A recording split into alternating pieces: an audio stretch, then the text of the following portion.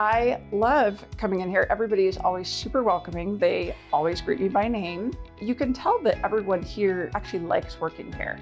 My favorite thing about Walla Walla Orthodontics is how nice the staff are. They're funny, fun, and they're helpful. I had what was called 3D braces. They were the same color as my teeth. People would say, "Oh, you have braces?" They didn't even know that I had braces. I highly recommend this orthodontist office.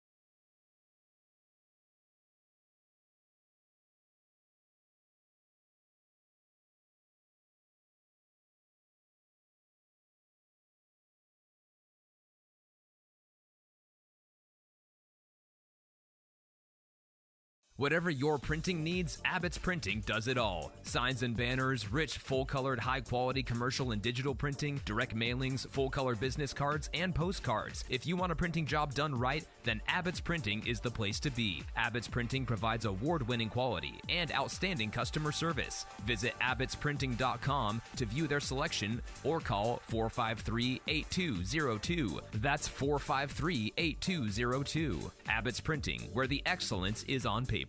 Holiday Inn Express Walla Walla is proud to be the official hotel of the Walla Walla Suite. Our guests are sure to get a great night's sleep in one of our recently remodeled rooms, and our 24-hour pool and spa are perfect for round-the-clock relaxation. Each night at Holiday Inn Express Walla Walla is followed by a complimentary breakfast, included with every stay. At Holiday Inn Express Walla Walla, you can catch some Z's while the suites catch some W's. Wins, that is.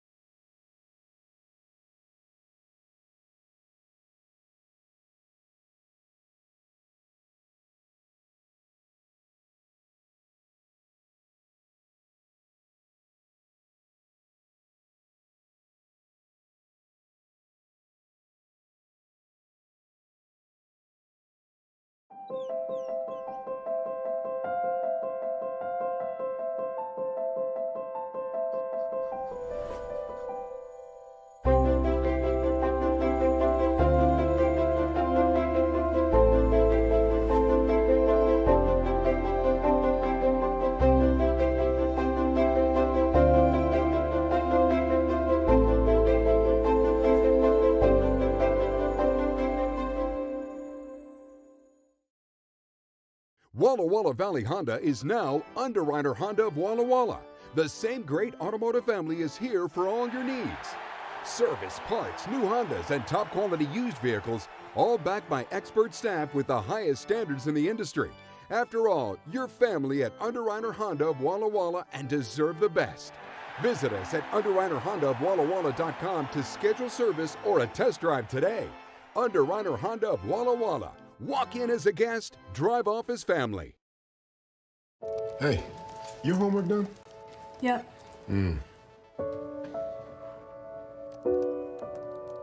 Hey, is your homework done? This kinda is homework.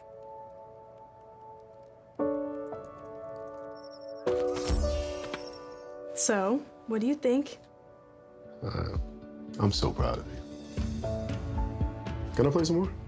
Is all your work done? Washington's Lottery is a proud partner in the goal to promote college and career training. Each time you play, you're helping students statewide. Play, stay, get away at Clearwater River Casino in Lewiston, Idaho. Owned and operated by the Nez Perce Tribe. Experience Namipu hospitality with 600 gaming machines, comfortable lodging, dining, and sports bar. Excitement is everywhere. The region's premier destination for events and entertainment. Win big with unforgettable concerts, comedy shows, and live sports action. Discover your next play, stay, get away. Visit crcasino.com and start your adventure today.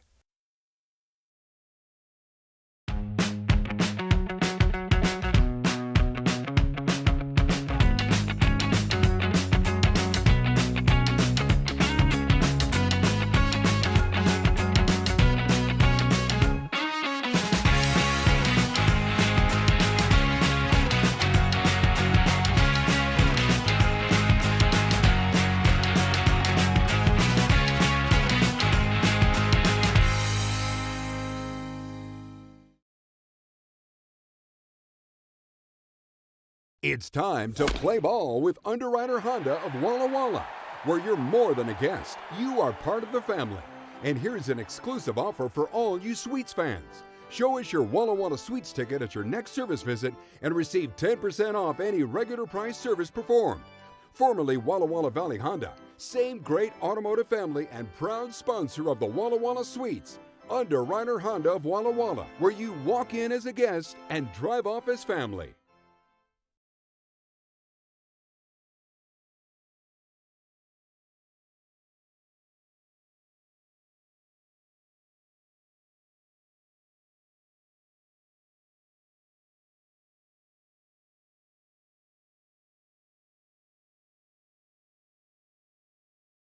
Washington homeowners are saving thousands of dollars on their energy bill by upgrading their home. And the best part is, CNGC is giving back even more money when you switch to a more efficient alternative. So you can enjoy increased property value, a higher quality of life with better appliances, and greater comfort for your family. Scan this QR code or go to cngc.com and save money on your energy bill.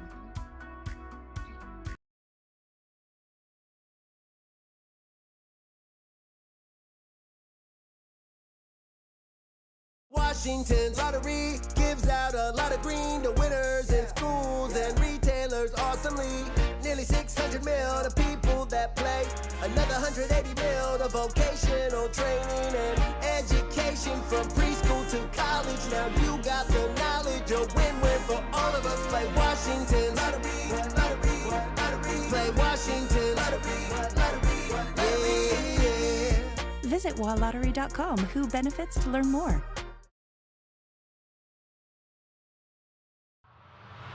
Welcome to the Peeling It Back postgame show brought to you by Cascade Natural Gas. I'm Brad Whitman alongside our high-efficiency player of the game, Peyton Knowles.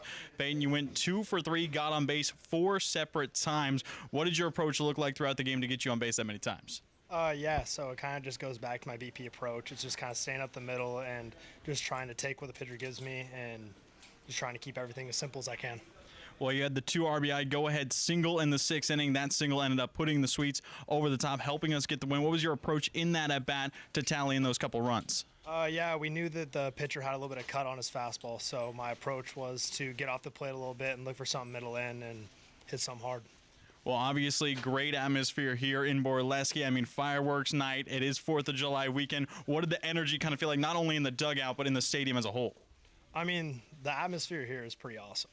And the atmosphere in our dugout's amazing. I mean, we got a close-knit group of friends in our dugout, and we just get to spend a lot of time together.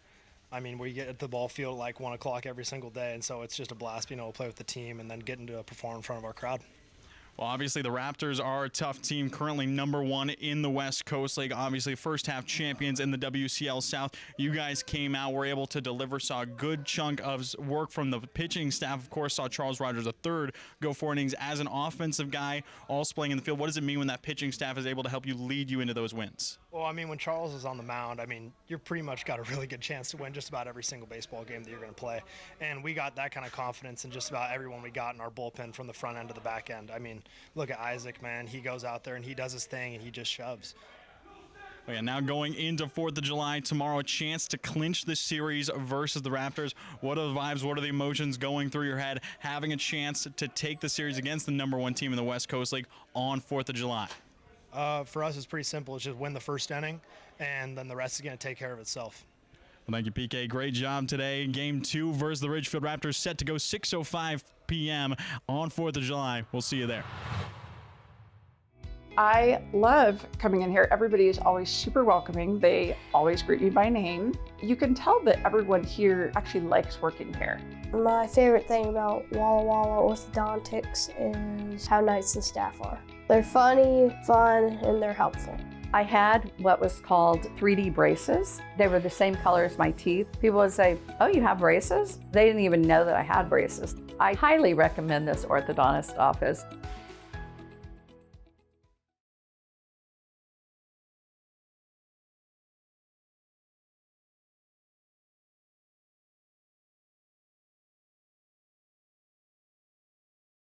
Whatever your printing needs, Abbott's Printing does it all. Signs and banners, rich, full-colored, high-quality commercial and digital printing, direct mailings, full-color business cards, and postcards. If you want a printing job done right, then Abbott's Printing is the place to be. Abbott's Printing provides award-winning quality and outstanding customer service. Visit abbottsprinting.com to view their selection or call 453-8202. That's 453-8202. Abbott's Printing, where the excellence is on paper. Holiday Inn Express Walla Walla is proud to be the official hotel of the Walla Walla Suite. Our guests are sure to get a great night's sleep in one of our recently remodeled rooms, and our 24-hour pool and spa are perfect for round-the-clock relaxation. Each night at Holiday Inn Express Walla Walla is followed by a complimentary breakfast included with every stay. At Holiday Inn Express Walla Walla, you can catch some Z's while the suites catch some W's. Wins, that is.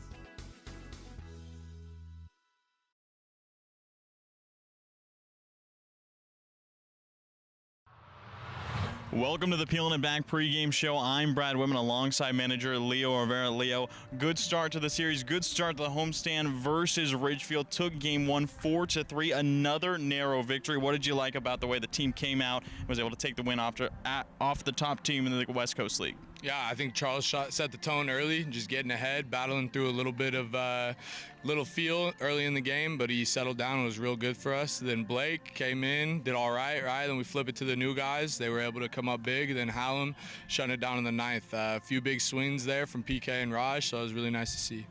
Yeah, we've talked a little bit about the turnover when it comes to the West Coast League players coming and going. We saw, of course, Hayden Line get his first start. We saw Rudy Larson come in, the 2 Lower Columbia guys back-to-back. What does it mean for you as a coach to kind of have those guys come and immediately make an impact? Yeah, I think that was the plan. So it's nice to have a plan and execute it, right? We have those guys coming in for the second half to come in and shut it down, and they did exactly that. So it's a credit to them and a credit to their program. I mean, Lower Columbia is a great baseball school, and they always have been. So a lot of respect for those guys.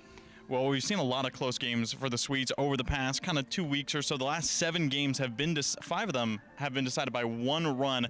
How do you kind of like the way the team has been able to face off against that pressure and take a majority of the wins in those 1-run games? I love it. I mean, pressure baseball, playoff baseball, college baseball, that's what it's about, right? It's great to beat teams 10-0, 15-3, whatever it is, but each game's a little bit different, and it takes what it takes. The game tells you what you need to do. In these close games, I have a lot more fun because there's a lot of pressure, and there's not a lot of times in your life when you really get that feeling, get those butterflies, and you feel that energy and excitement, and getting a save is huge, right? Flipping it over to the closer, and for him to go 1, 2, 3 is big time. So what do you think it comes down to when you see a guy like Isaac Hallam, who has really dominated in his last few appearances, 3 appearances, 3 straight saves? How do you kind of like the way that he's able to stay confident, stay convicted when he goes into the game? Yeah, it's everything. I think the composure, the compete, and it's been cool because this is something we've been talking about since last summer when we finished up, is he's going to come back and he's going to be our closer, and he's done exactly that. Well, another 4th of July here at the ballpark. You were here, of course, last year as an assistant coach for the Swedes at 4th of July. Got the win over the Yakima Valley Pippins. What was the atmosphere like here in Borleske? I heard from Cody Miller, our GM, that it was like fireworks going off in the background. It was a scene straight out of Sandlot. What do you have to say about that? That's exactly what it was. It should be pretty fun tonight to see the fireworks going off. It should be a great environment and a great game. Well, thank you, Leo. Good luck tonight. Game 2 versus the Raptors set to go. 6:05 will be the first pitch. We'll see you there. Walla Walla Valley Honda is now Underwriter Honda of Walla Walla. The same great automotive family is here for all your needs. Service, parts, new Hondas, and top quality used vehicles, all backed by expert staff with the highest standards in the industry. After all, you're family at Underwriter Honda of Walla Walla and deserve the best. Visit us at UnderwriterHondaofWallaWalla.com to schedule service or a test drive today. Underwriter Honda of Walla Walla. Walk in as a guest, drive off as family.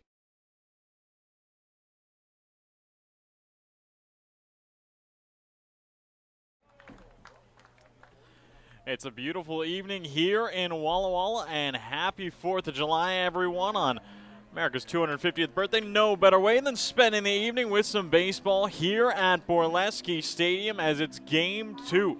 Getting set to go between the Swedes and the Ridgefield Raptors. Walla Walla took Game 1 last night, 4-3.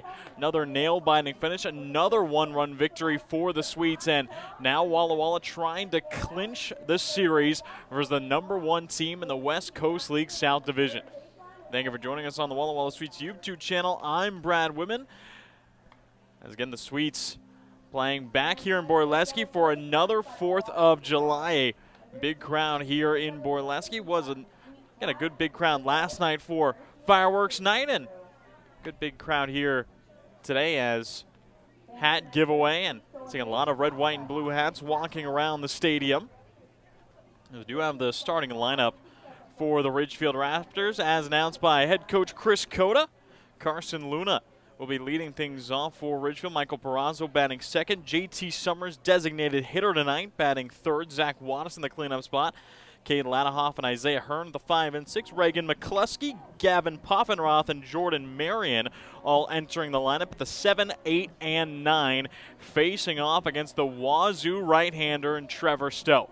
Making his 4th appearance of the summer, has a 1-0 record and a 1.06 ERA across the summer, as Stowe came in as a reliever for Walla Walla, and then a couple arms had to leave the roster for the Swedes. Stowe stepped up and has been a great starter to join us here in Walla Walla. And last time out, through 4 innings versus the Wenatchee Apple Sox, allowed just 2 hits and 1 earned run versus the #1 team in the WCL North. Now getting another look versus the Raptors. His 2nd appearance versus the Raptors. First pitch fouled away by Luna.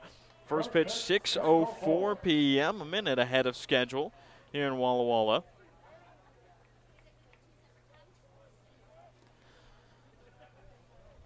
And Stowe threw the series opener versus the Raptors back in June. That was on June 19th. And a 6-5 loss for the Swedes. Trevor spun 5 2/3 innings, allowed 6 hits, only 1 earned run, and struck out 4 Raptors. And Stowe has not allowed more than 1 earned run in a start this season. Is able to catch a strike on the outside corner. And I always talk about Stowe's story as a starter because it doesn't really track like most players do. The 1-2 pitch on the way, foul tipped. And Stowe just finished up his redshirt junior year at Washington State, but has been a bullpen arm for the Cougars in his 2 years there at Wazoo. and started his college career at College of the Desert down in Palm Springs, California. Redshirted his freshman year in 2023 as foul tip straight back into the glove of Kennedy. And Stowe picks up an early K.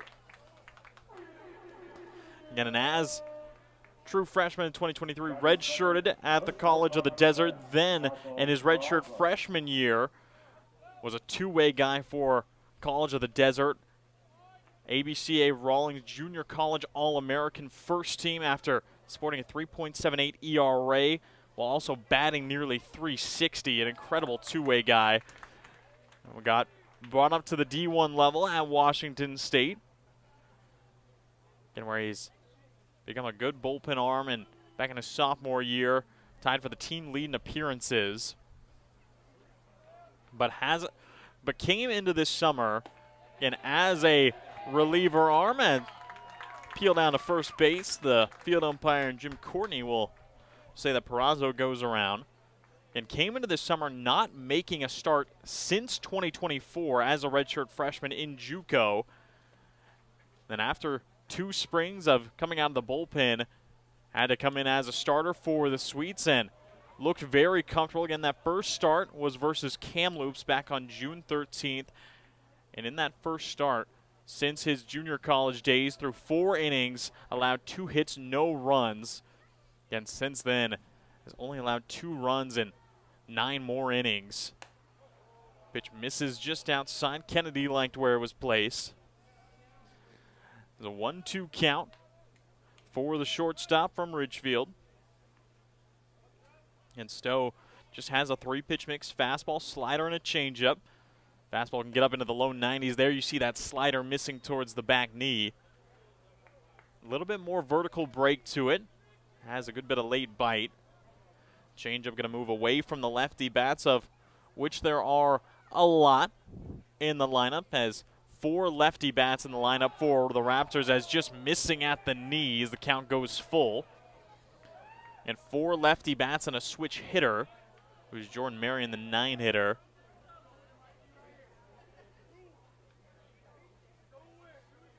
Payoff pitch here in the top of the first, misses down towards the front foot, and Perazo will walk his way aboard to give the Raptors their first base runner of the evening. Gives us a chance to look into the field for Walla Walla. Ronan Schofield, the incoming Wazoo freshman, will be a teammate of Stowe. Out in left field, Sam Kane returns to center. Bo Stinson, Lowe's Clark State Warrior, getting another start over in right field. Gaines Hawson, Austin Owens on the left side of the infield at third and short. Trevor T at second. Peyton Knowles over at first. Jalen Kennedy behind the plate, the Lower Columbia catcher.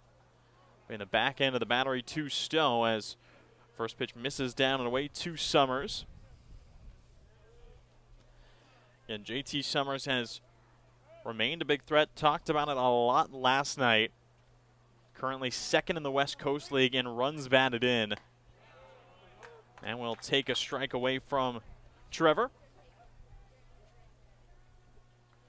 And has stayed pretty consistent for a guy with his power numbers. As currently has 10 doubles, 5 homers, slugging .596 alongside a .343 batting average. And one of the most dangerous sluggers in the West Coast League this season. And Ridgefield, of course, leading the league in homers. Have a couple guys who can put a charge into something, as Zach Wattis, another guy that you have to look out for. He's currently waiting on deck. Wattis is tied for second in the West Coast League in homers. Summers tied for 7th. And then you have Isaiah Hearn as Perazo takes off. The throw down from Kennedy is just late. Perazo will swipe the bag, and on the swing and a miss, the count goes full to Summers. So runner in scoring position, another full count for Stowe. They're going to try and keep that efficiency sharp.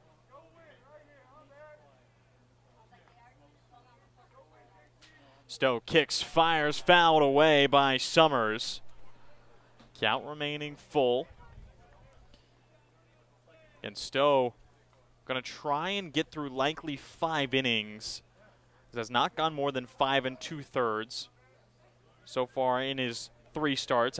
2 of them have gone 4 innings, then 1 was 5 2/3 versus the Raptors. That was his longest. As the breaking ball is a towering pop up onto the infield, gains Hawson trying to get a read on Austin Owens, might call him off. He does in foul territory, makes the grab.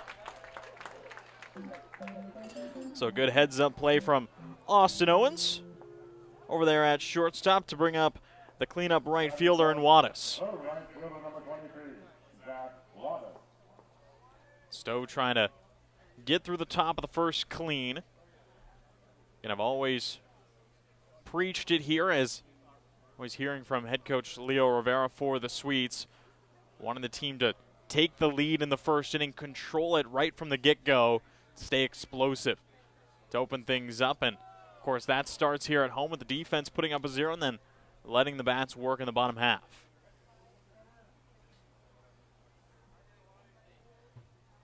First pitch slider misses outside from Stowe to Wattis. Wattis 6'4", 210 pounds, an outfielder from Loyola Marymount University down in California. Now will take a strike, back-to-back sliders.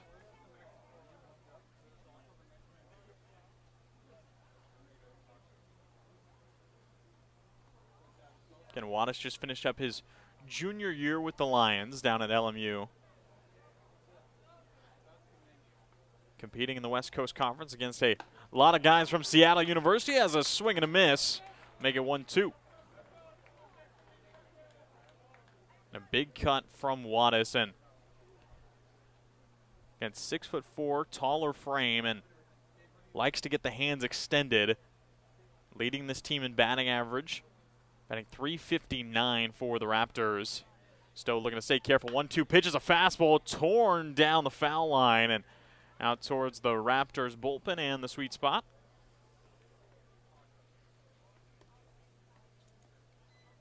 Again, Wattis 6 doubles, 6 homers, and a triple on the summer, while batting nearly .360, slugging .641.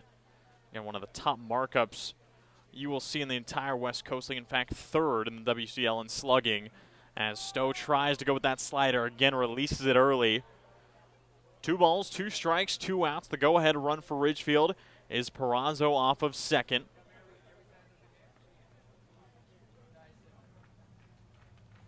And Perazo moving over to second with that speed was his 9th stolen base of the summer, as Stowe will pick off back to second. Not too much danger for Perazo.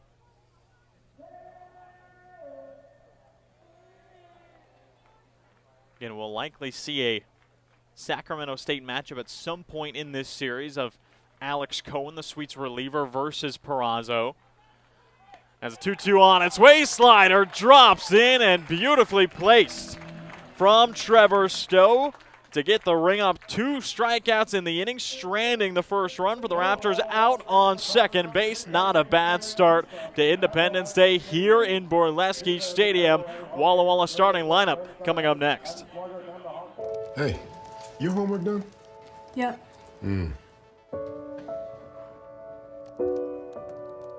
Hey, is your homework done? This kind of is homework.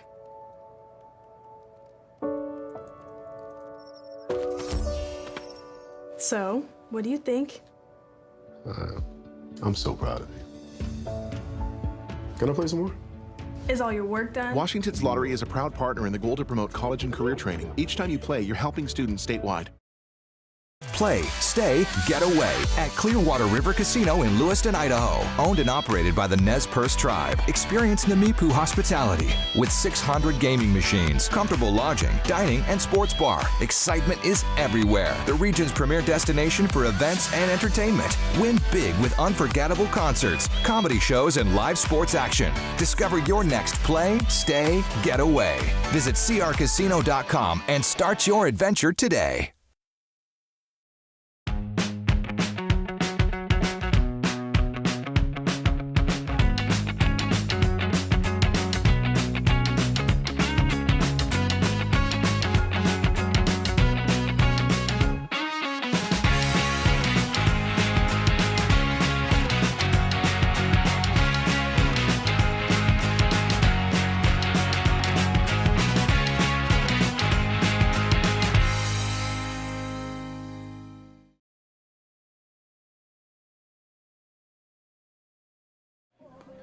Starting lineup for Walla Walla, as announced by head coach Leo Rivera. Peyton Knowles once again the leadoff man, followed by Sam Kane batting second. The return of Royce Hale, the designated hitter, back into the lineup. Bo Stinson moves all the way up into the cleanup spot.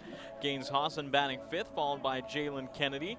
And the incoming freshman of Ronan Schofield batting seventh, followed by Austin Owens and Trevor T. Sweets offense going head-to-head with the Fresno State lefty and Parker Heinz, making his sixth start of the season, second against the Sweets. As started back in Game 2 in the earlier series versus Walla Walla, and now gets to start Game 2 again versus the Sweets. And that was all the way back on June 20th through 4 innings, allowing 2 runs, and the first pitch he tossed to PK will be fouled away. And Heinz only allowed the only 2 runs on that game back on June 20th, and then there was a shutout showing from the bullpen across 5 innings for Ridgefield as PK grounds to the first base side, staying just fair, and Ladahoff will step on the bag for a quick out number 1.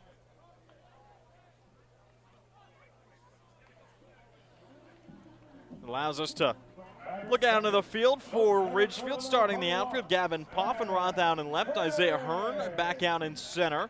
Zach Wattis remains in right field. Carson Luna still on the hot corner. Next to him, Michael Perazzo. Across is Jordan Marion at second, and Cade Ladahoff over at first, and behind the plate, Reagan McCluskey, a Dallas Baptist catcher. Really a utility man out of Dallas Baptist University. Just finished up his freshman year there. Behind the plate again, as first pitch from Sam Kane is going to be lifted towards the Board of Education, and flying it goes. Sam Kane sends one deep over the left field fence to open up 4th of July right. Saw some fireworks last night here in Borleske. They continue into the Independence Day, and Sam Kane puts the Sweets on top. Another home run from Sam Kane. That's now 5 on the summer for the Walla Walla home run leader. Makes it 1-0. Immediately brings up Royce Hale in the lefty-lefty matchup. And first pitch swinging on a heater up towards the letters. Again, it looked like a breaking ball from Heinz that just hung up a little bit, and Kane wasted absolutely no time getting a good read on it, sat back, kept the hands inside, and lifted it over that left field fence like he's done many times before. Here in Borleske, Heinz deals the 0-1, and now Royce Hale goes to left field. It's going to be a tough play from Poffenroth on the run. Will make the catch down by the line.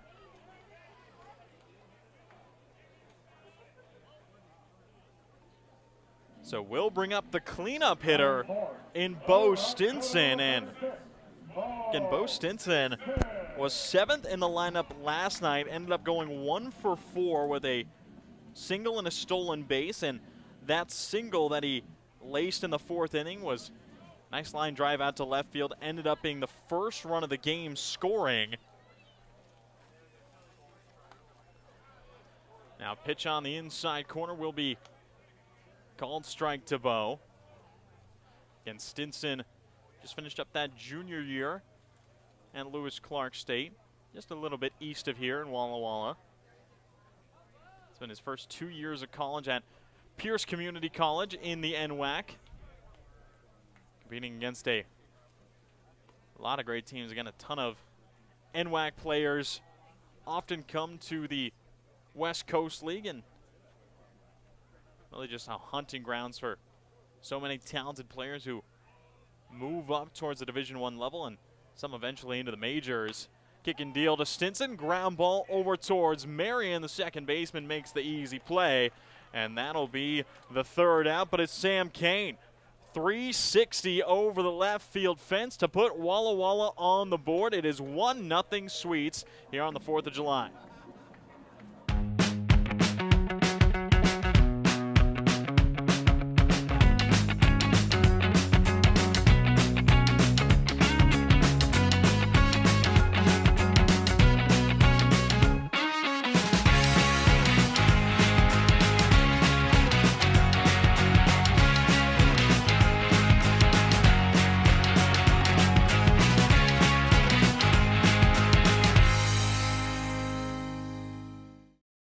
It's time to play ball with Underwriter Honda of Walla Walla, where you're more than a guest. You are part of the family. And here's an exclusive offer for all you Sweets fans. Show us your Walla Walla Sweets ticket at your next service visit and receive 10% off any regular price service performed. Formerly Walla Walla Valley Honda, same great automotive family and proud sponsor of the Walla Walla Sweets. Underwriter Honda of Walla Walla, where you walk in as a guest and drive off as family. So Walla Walla lead heading into the second inning after a solo home run from Sam Kane, and now the Raptors will be looking to respond, and no doubt manager Leo Rivera happy to get on the board early always.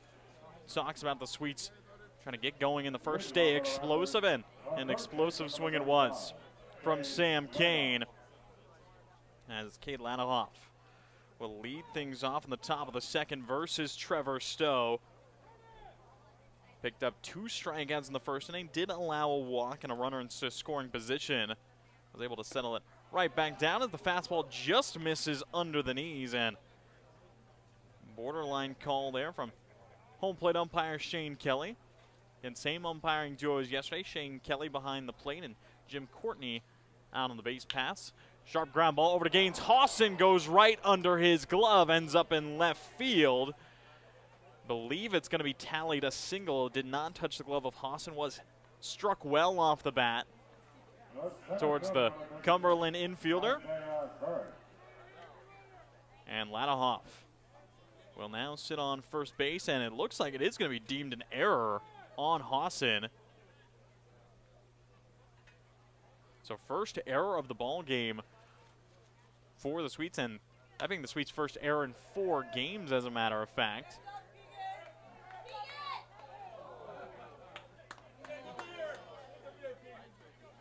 Isaiah Hearn fouls the first pitch he sees away, the center fielder for Ridgefield.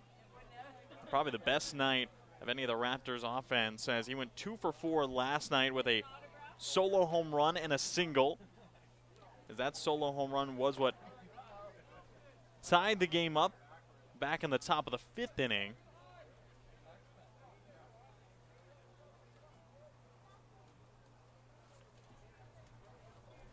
Again, just a big swinging lefty bat who, again, committed to the University of Oregon. Now another pop-up into foul territory. Hawson lost it. He can't find it, and it will drop in front of him in foul territory. And the sun shining pretty much directly at the third base side, and as soon as that ball came off the bat from Isaiah Hearn, you could see Hawson lost it in the sun, and could see him throw his hands up, needed some help, but no one can really get over there. It's that part of the foul territory quick enough. The count will go 1-2.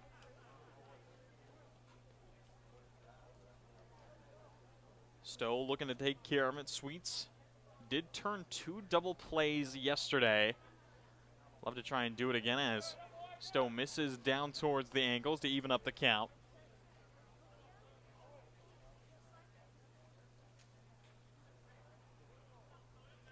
And the Raptors trying to get back into the win column after having their 4-game win streak snapped last night by the Sweets.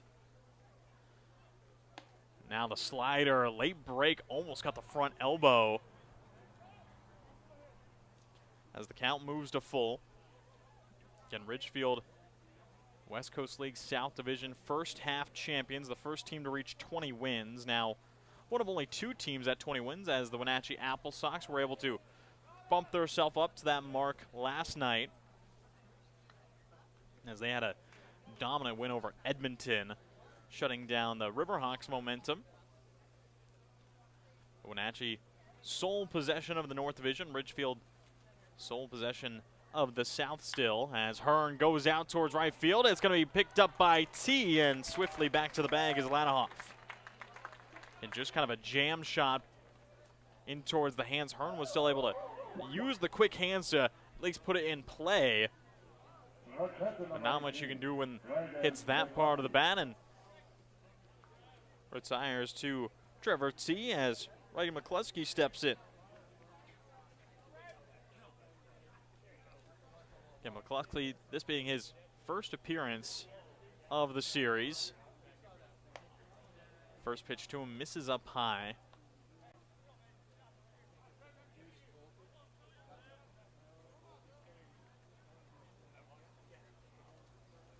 And McCluskey is batting just 184 on the season. This being the 15th game he's been a part of, but does have some incredible power numbers as check swing. We'll say that McCluskey held back. Got incredible power numbers for batting 184 as he's tallied 9 hits on the summer. Out of those 9 hits, 7 have gone for extra bases. 5 doubles, 2 homers in just his 9 total hits as now pop up back behind the plate and back over past the broadcast booth and back out towards Highway 12.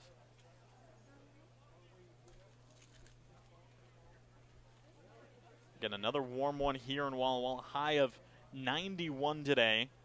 Currently sitting about 89 degrees. A soft breeze in from the west. As now a swing and a miss, and the bat is tossed out towards the Walla Walla dugout. And Sweets hitting coach Brendan Cabrera will pick it up and hand it back to McCluskey. As the count goes 2-2, we have seen a good chunk of thrown bats here in Borleske Stadium this summer. Not necessarily the best outcome, but it has happened. Hot out.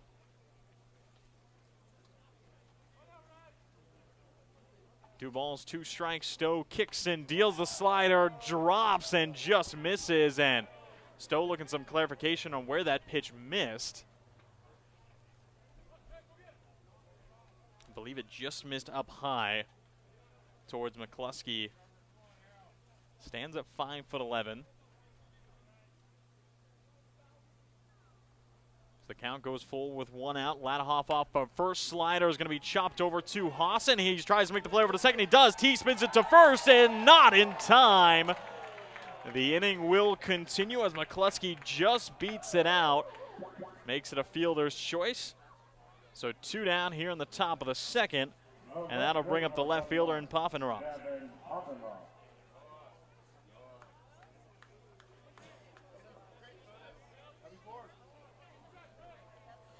So Ladahoff will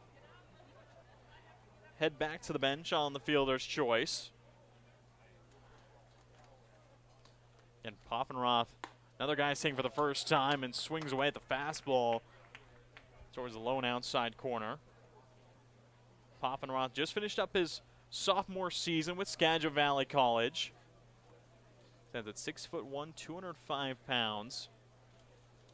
Batting .209 this summer, almost was able to get the hands to move on the slider. And again, this being the 15th game he's been in, Ridgefield, great bit of depth on their roster, have mixed it up quite a bit, have made a good chunk of roster changes, very similar to Walla Walla, as again, West Coast League roster is very dynamic, as and you have guys who move in and out, sometimes have limits being able to play by their spring coaches and by their programs not wanting to overwork themselves. As a line drive out towards center field, Sam Kane cruising in, and it gets by him onto the grass, and we are going to see the wave versus McCluskey, and the relay in is going to go off the pads of Kennedy. 1 run will score, and Poffenroth ends up on third.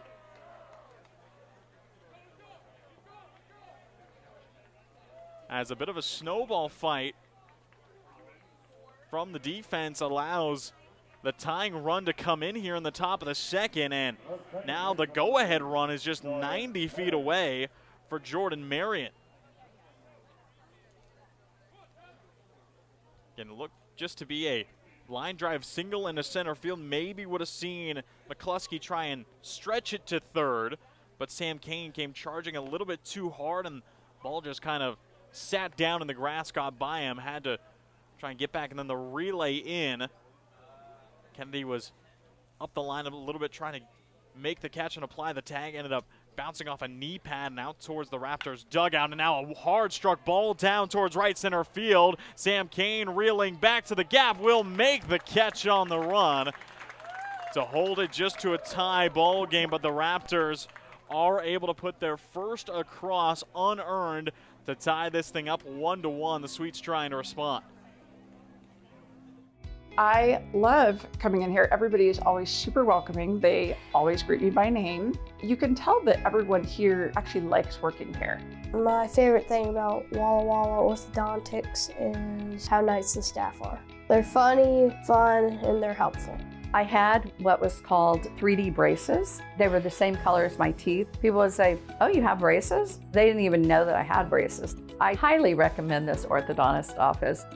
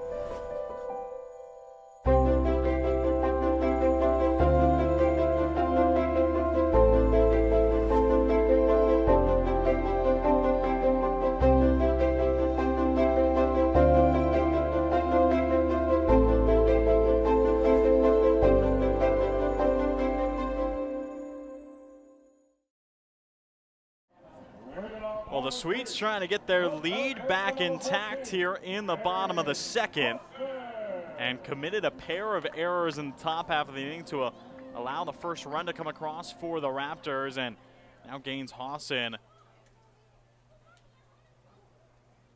Going to swing away versus Heinz and takes the first pitch outside for ball one. And the Sweets just picked up one lone hit in the first inning. It was a solo home run off the bat of Sam Kane. And Heinz only threw 8 pitches in the first inning, including that home run, as the Sweets were aggressive early versus the lefty.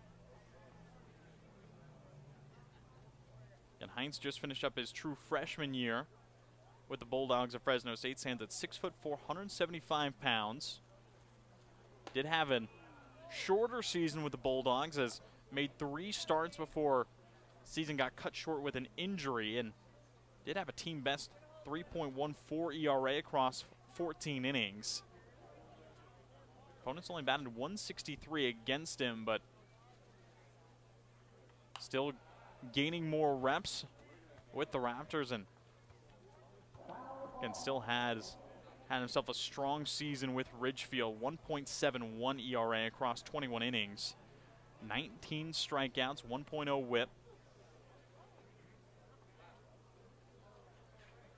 And native of Clovis, California, grew up watching Fresno State football, as will strike out Hawson. First K of the day for Heinz, and that brings up Kennedy.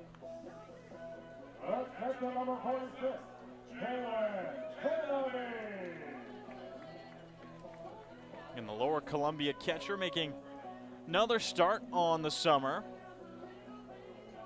Has been joined by a good chunk of teammates from Lower Columbia. A lot of the pitching staff joining him, and of course saw 2 of those guys last night in Hayden Line alongside Rudy Larson. As back-to-back Lower Columbia Red Devils made their Sweets debuts and really spun themselves a good bit of work. Had a combined 3 innings, allowing just 2 hits. No runs came across in their time. Kennedy fly ball out towards left field. Poffenroth trying to block the sun as he tracks back towards the track, and he will be able to make the catch. So 2 up, 2 down to bring up the lefty. Ronan Schofield, another good lefty bat to have in the lineup.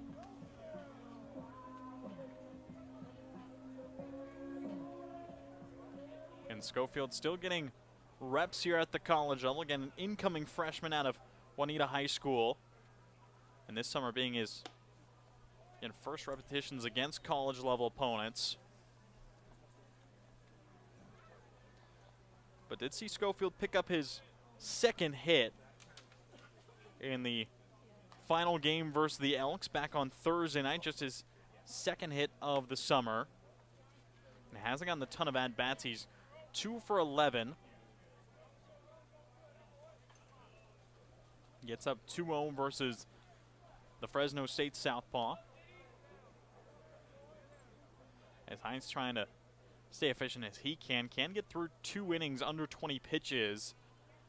Schofield I'm going to try and get him above that markup. Does take a fastball in the outside corner.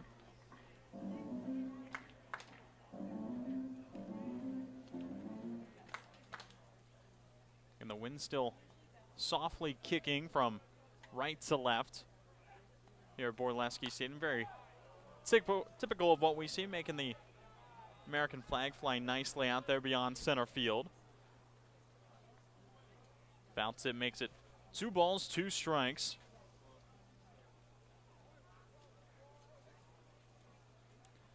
And Schofield, a native of Kirkland, Washington, excited to join Wazoo this upcoming fall. Grounds ball foul down the first base side, stays in it.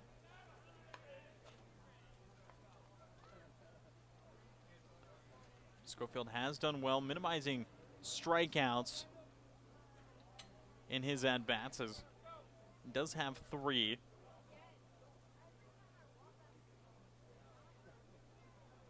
And has just picked up a couple hits in his last 2 games. Another foul tip.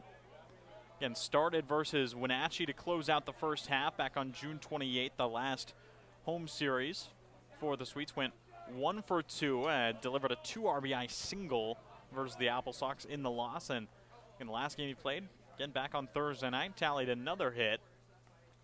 Looking to keep up that consistency as the slider drifts in, just misses, and it looked like the Raptors were ready to walk off the field and back to the dugout thinking it was strike 3. And home plate umpire Shane Kelly saying it was just inside. Another lefty-lefty matchup. Schofield trying to win it. Fastball is fouled away again. And that out towards the beer garden here in Borleske Stadium as Schofield making Heinz work for it.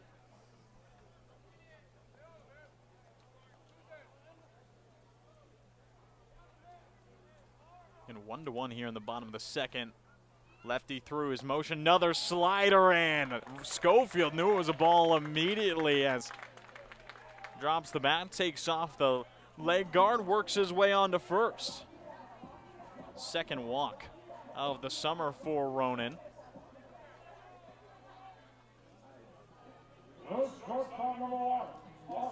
So gives Walla Walla 2-out base runner and a chance for Austin Owens to extend the inning.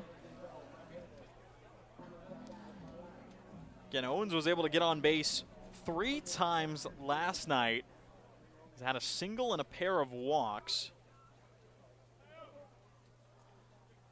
As Hines immediately kicks and deals with a shortstop fastball at the knees, and working out of the stretch, you can see him working a little bit quicker versus Owens.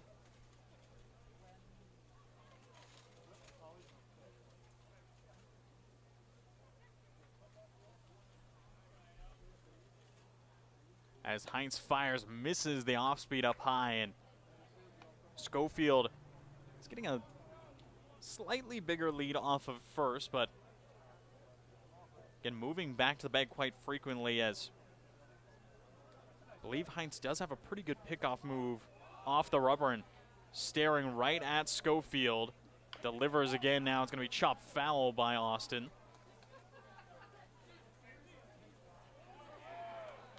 Again, Schofield has yet to do much in terms of stolen bases on the season, has not made an attempt. Don't think he's going to with a lefty facing him.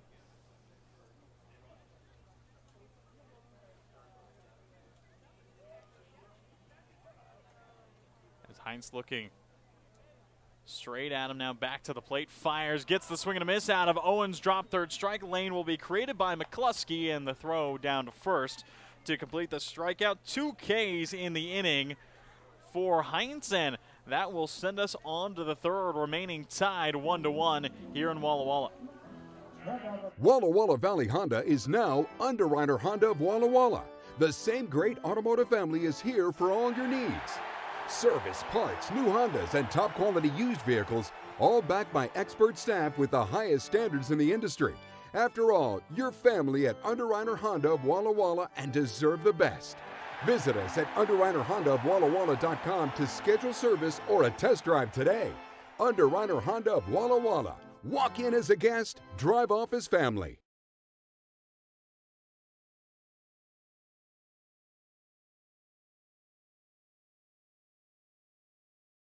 Hey, your homework done? Yep.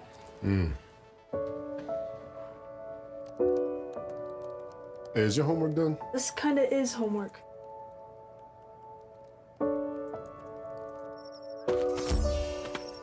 So, what do you think?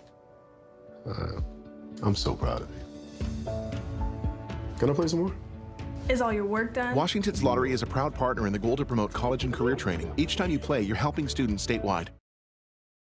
Play, stay, get away at Clearwater River Casino in Lewiston, Idaho. Owned and operated by the Nez Perce Tribe. Experience Namipu hospitality with 600 gaming machines, comfortable lodging, dining, and sports bar. Excitement is everywhere. The region's premier destination for events and entertainment. Win big with unforgettable concerts, comedy shows, and live sports action. Discover your next play, stay, get away. Visit Top of the third inning, Walla Walla trying to shut down the Raptors again after giving up one run in the third inning. And it was a single from Poffenroth that ended up creating a bunch of errors, and through it, McCluskey was able to score.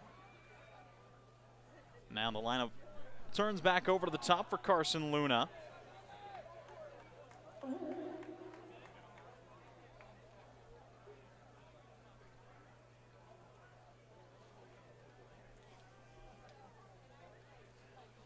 And Stowe again, one run has come across, did it not, of course, count against him.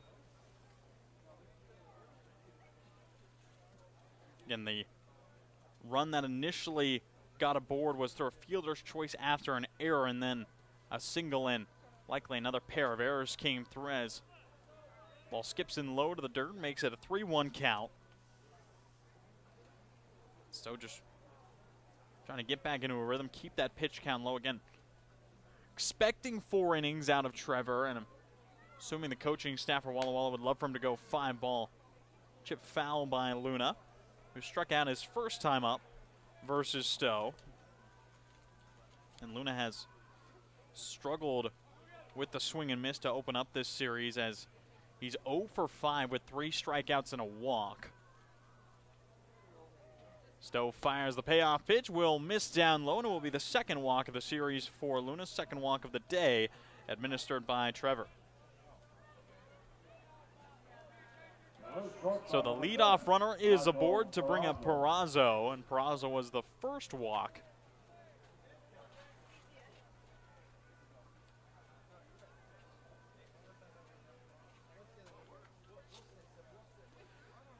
And Luna hasn't played too many games as the pickoff, just brought down by Knowles, as almost got over his head. But Luna, in his 8 games, has 1 stolen base attempt, did successfully make it on to second. Now slide step delivery from Stowe gets a swing and a miss on the heater on the outside part of the plate. But Luna, Perazo, both a dangerous speed combo, and of course is why they're at the 1 and 2 in the lineup. Perazo showing bunt, pulls it back pick attempt out of Kennedy, just off line, as and Knowles doing a good job staying active on first base, having to haul it in, and looks to have a quick laugh with the Ridgefield first base coach.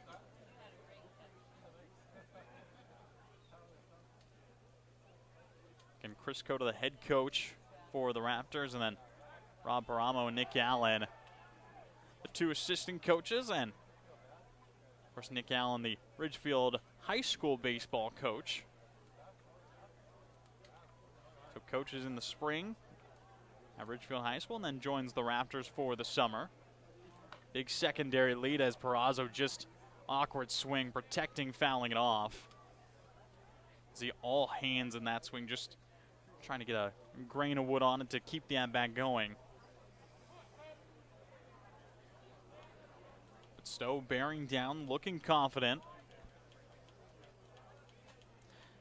Kicks and deals, gets another swing and a miss, and again tried the outside corner. Perazzo fouled away, goes further outside, got the swing and a miss. So that brings up the designated hitter in Summers.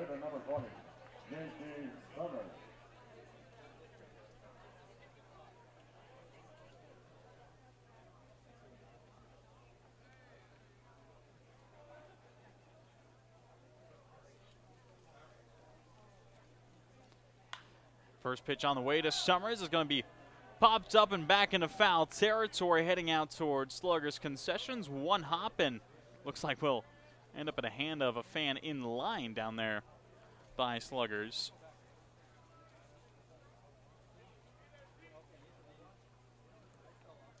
Again, Summers finished up his couple of years at Santa Rosa Junior College. Will join to play with the Ducks this next spring in 2027. Going to have a couple of good years at SRJC down in California. As the runner takes off, Summers another hard line drive out towards Sluggers. Will end up out towards Martin Field down by the track. As the count goes 1-2. Again, Summers, a native of Petaluma, California.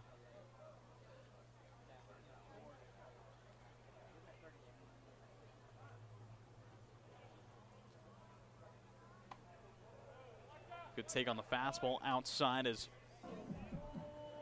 again, Summers stands at 6'4", 220 pounds, and we again already talked about those offensive statistics that he's been able to show off, batting .343 with 10 doubles, 5 homers, and has shown great stuff while getting ready for his first season at Oregon. Check swing, the appeal down to the field umpire will say that Summers held back. Again, JT just getting ready for his 20th birthday, as that'll be this upcoming Wednesday. Again, seeing those numbers. A guy who's still a teenager as another runner takes off. Summers will pop it in foul territory and out of play again towards Sluggers, and anyone waiting for food down by the concession stands is got to be keeping their head on a swivel, as that is 3 foul balls out towards the exact same spot.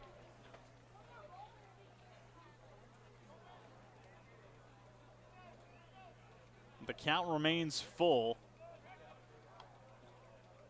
Pickoff from Stowe, just checking on Luna, who's still getting a solid secondary jump off of first. And that first lead is still a decent size, but then as soon as the motion is kicked, we see him take off again. Slider catches the inside corner. Summers is set down looking. Luna will have second swiped clean on the strikeout. So it'll be a runner in scoring position with 2 down for the cleanup man. Fourth strikeout of the start for Stowe, and 2 of those have been looking, and of course the first one was the guy who steps in Zach Wattis. This fire's missing low, kept well in front by Kendi. And the Sweets have been turning to a pretty good rotation through their catchers, as and I've preached all season long about all the catching talent on the roster for the Sweets, and getting into the dog days of mid to late July here in the West Coast League, when players start to get more and more tired, more fatigued with all the games they're playing. Always good to have a rotation of players to give guys rest, and having Ethan Buckley, Troy Osborne, and Jalen Kennedy, who can all play in a 3-game series. Pop-up will track back into foul territory. Now to play again. 2 balls, 1 strike. Walla Walla, of course, trying to hunt down the first place Ridgefield Raptors, as currently 4.5 games back out of first. Raptors 20-8, Walla Walla 17-14. And continue their strong record here in front of their home fans. Walla Walla 12-4 here in Borleske, winning 75% of the games here on their home field.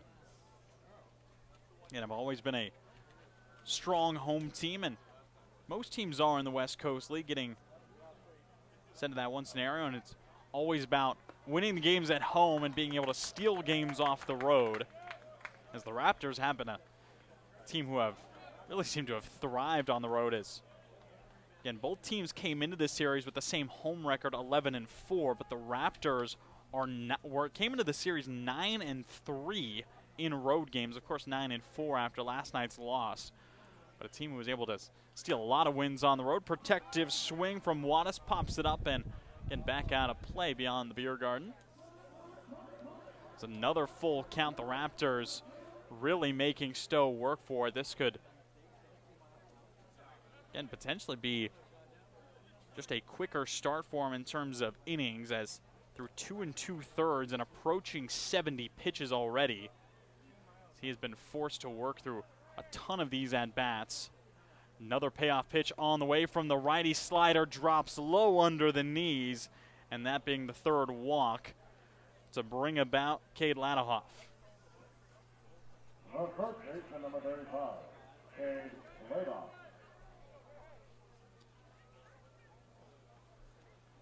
Again, Ladahoff, another Michigan Wolverine. Starting 42 games for the Wolverines this past spring as a redshirt sophomore. And started his career at the New Jersey Institute of Technology as a true freshman. Made the National Collegiate Baseball Writers Association freshman 2nd team as an All-American. It's the America East Rookie of the Year before transferring to play with the Wolverines. Got a little bit of time in 2025 as a sophomore, and then again as a junior this past spring got a ton of time. Was a good defensive first baseman and slashed .232, .343, .394 as a pitcher's meeting on the mound to try and settle things down for Stowe. Head coach Corey Keir will come out there and talk to the Wazoo right-hander. And I've had some great conversations with Sweets pitching coach Corey Keir. Had the pleasure of actually rooming with him on the first couple road trips for the Sweets, and guy who's very analytical about the game. Of course, the Sweets pitching coach does love working with pitchers, but again, in the springs is the head coach at Mount Hood Community College, has worked with hitters quite a bit, will often oversee batting practice, helping out with tweaking swings alongside manager Leo Rivera and batting coach Brendan Cabrera. Just a guy with a ton of experience in this game.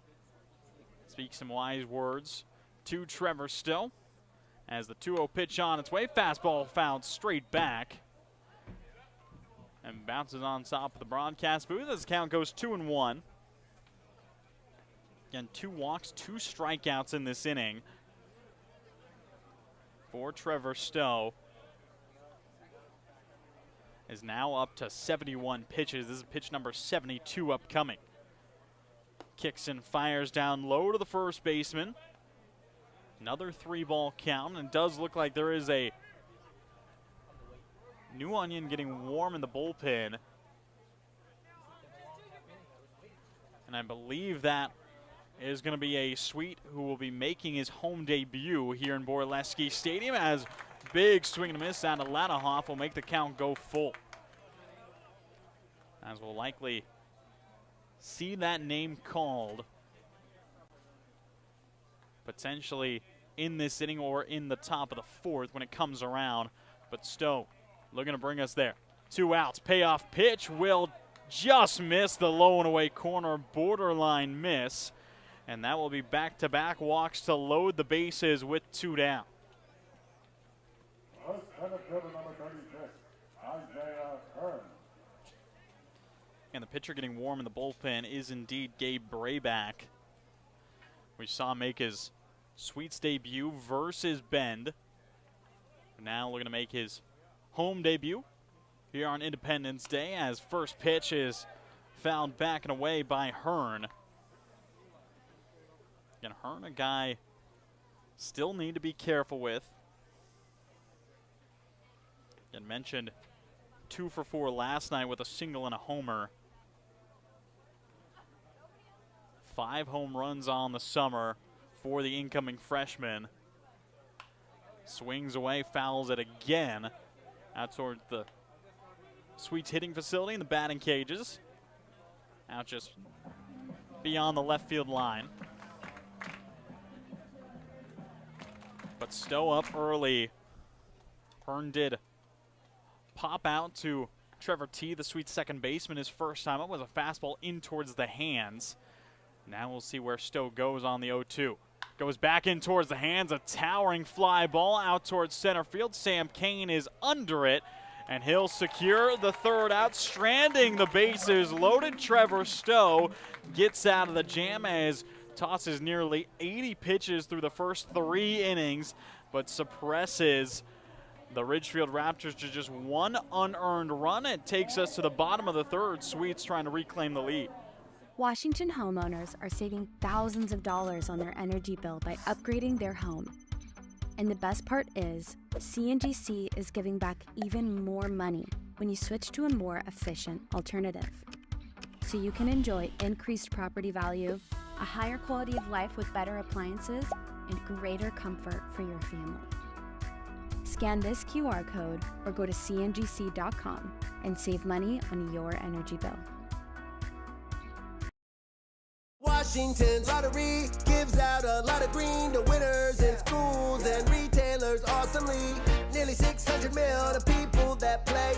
Another 180 mil to vocational training and education from preschool to college. Now you got the knowledge, a win-win for all of us. Play Washington lottery, lottery, lottery. Play Washington lottery, lottery, yeah.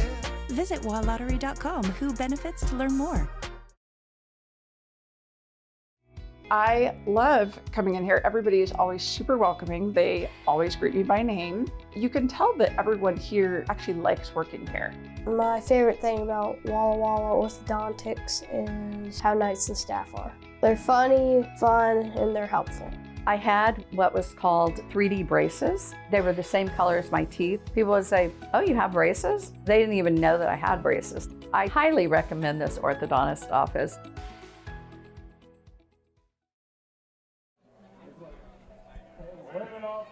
It'll be 9-1-2 in the lineup for Walla Walla.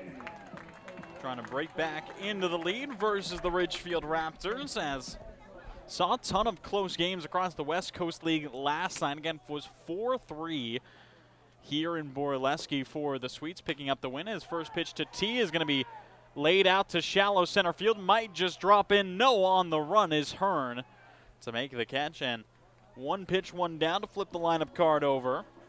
It was 4-3 here in Walla Walla. Corvallis took down Springfield, a 3-0 shutout.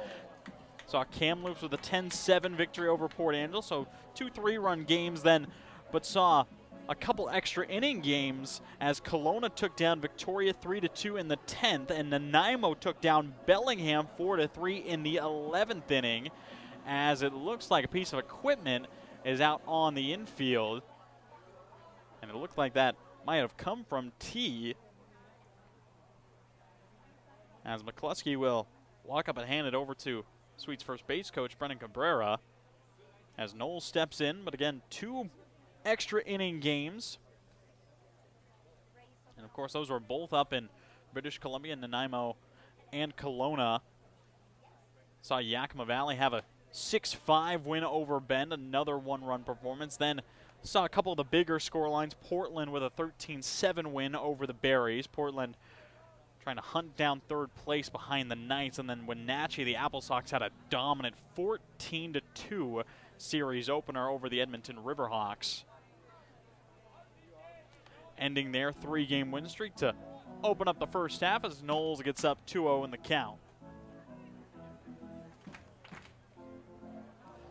Again, really not too many streaks going around in terms of win streaks in the West Coast League. Right now, the team who has the most wins in a row is the Portland Pickles with 3. Fly ball into left field. Poffenroth blocking the Sun will make the catch.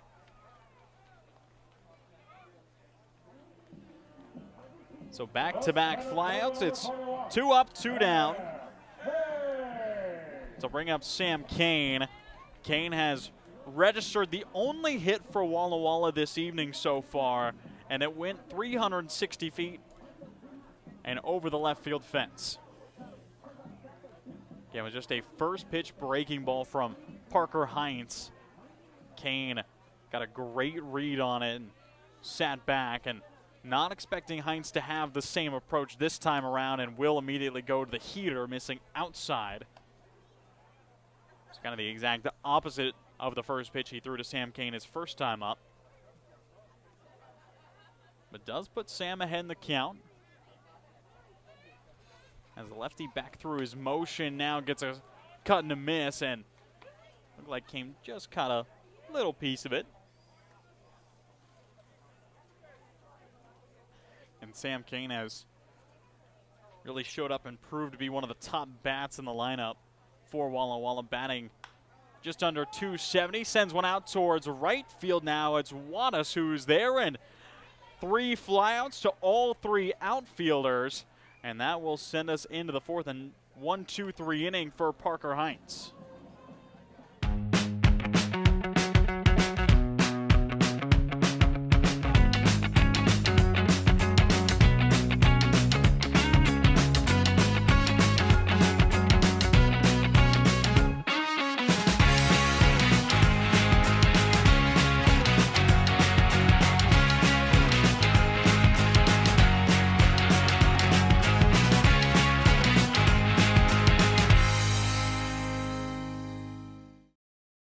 It's time to play ball with Underwriter Honda of Walla Walla, where you're more than a guest, you are part of the family. And here's an exclusive offer for all you Sweets fans. Show us your Walla Walla Sweets ticket at your next service visit and receive 10% off any regular price service performed. Formerly Walla Walla Valley Honda, same great automotive family and proud sponsor of the Walla Walla Sweets. Underwriter Honda of Walla Walla, where you walk in as a guest and drive off as family. Fourth inning here in Walla Walla. It's tied 1-1 between the Sweets and the Raptors, and both teams looking to break into the lead, as again saw a 1-1 game through the 5th inning yesterday. Again, it was scoreless through the first 3.5. Walla Walla got on the board in the bottom of the 4th. Raptors responded in the top of the 5th, and then it was the 6th inning where saw the Raptors put up 2, Sweets put up 3. And then again, a scoreless 2.5 to close out the evening. Was just a great effort from really both bullpens. As saw from the Raptors had Joseph Hasso spend 2/3 of an inning, and Shane Johnson had 2 innings clean, allowing just 1 hit, no runs to end the final 2 innings for the Sweets. And then on the side of Walla Walla, again, it was the Lower Columbia duo of Hayden Lyon and Rudy Larson who got through 3 innings, and then Isaac Hallam, who was able to close out the 9th. Again, another incredible showing out of Isaac Hallam. In his last 3 appearances, has made 3 straight saves. Has just come into the 9th inning every time and picked up 3 outs, and a steady present for the Sweets, and very well might see him tomorrow. Don't expect to see him in back-to-back nights, but you never know with how this game might go. Still knotted up 1-1 this early, as Stowe fires in a fastball at the knees, and a little bit of confusion there from McCluskey, thinking it was ball 4.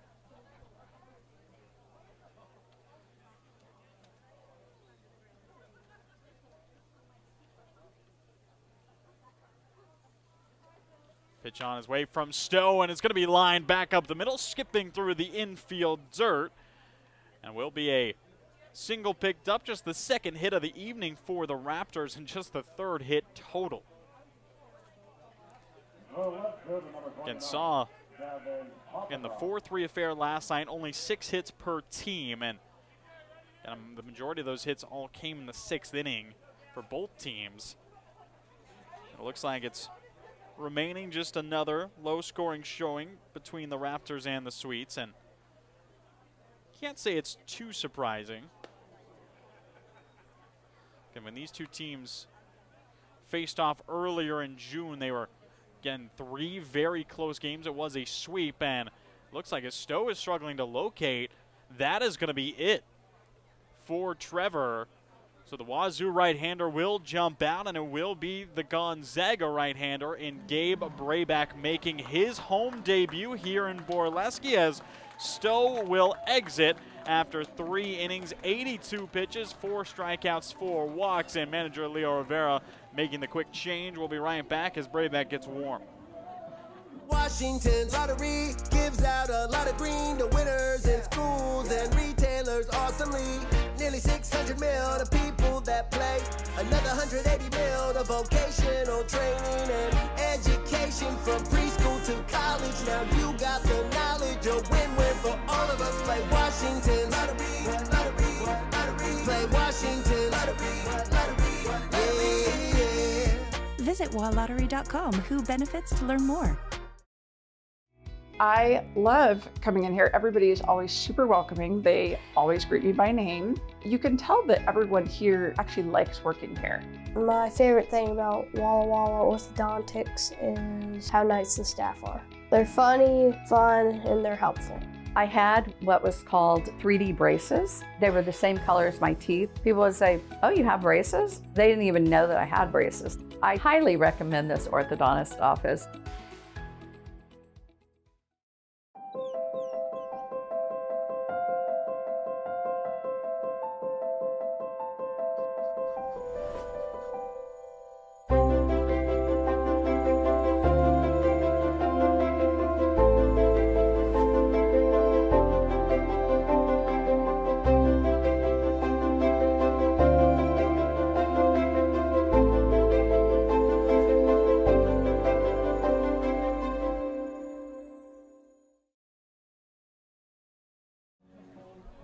So again, it's Gabe Brayback stepping in for Walla Walla to toe the rubber, and it was the leadoff walk the leadoff single found by McCluskey versus Trevor Stowe, and then after Stowe started the at-bat versus Gavin Poffenroth, the Raptors left fielder missed 1 pitch, and that was enough to tell manager Leo Rivera to make a change, so he goes to Brayback.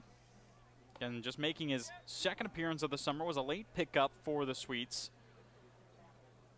He made his 1st appearance back on Wednesday night in Bend. And just threw a clean inning versus the Elks, allowed no hits, no runs, not really much to talk about. Just stating clean through it. Did allow a couple walks, but ultimately was able to work out it was the bottom of the 8th inning that he came into to close out the game. Now gets a pop foul out of Poffenroth. Again, came in, struck out the first batter looking, walked the second batter. Was able to get a line out to center. So 2 outs, a runner on with a walk, and then walked another batter before getting a pop-up. But stayed good in his time. Now Poffenroth with a pop-up himself to the left side of the infield. It's Owens who calls for it on the cut of the grass. Gets there for out number 1.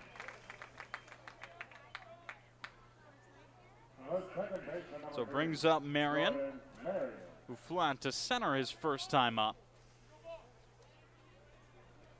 Thinking Brayback spent the past spring with Gonzaga University, closing up his junior year.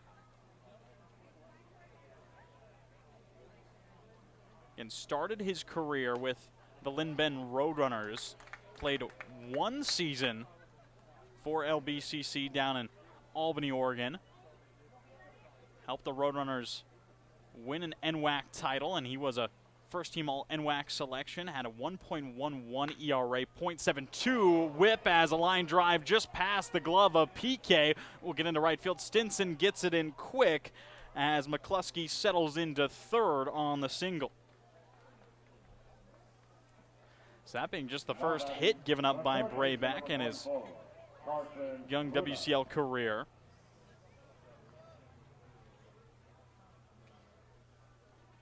So 1 out runners on the corners, and Sweets looking to just keep this to a tie game, but the lineup flips to the one hitter in Carson Luna. And definitely not going to make it too easy. Go ahead, run 90 feet away for Ridgefield. First pitch misses from Brayback. Again, spun 73 innings with Lynn Benton, his true freshman year. Immediately got a D1 offer from the Zags, moved up to play with the Bulldogs, and picked up 3 wins as a sophomore in 2025.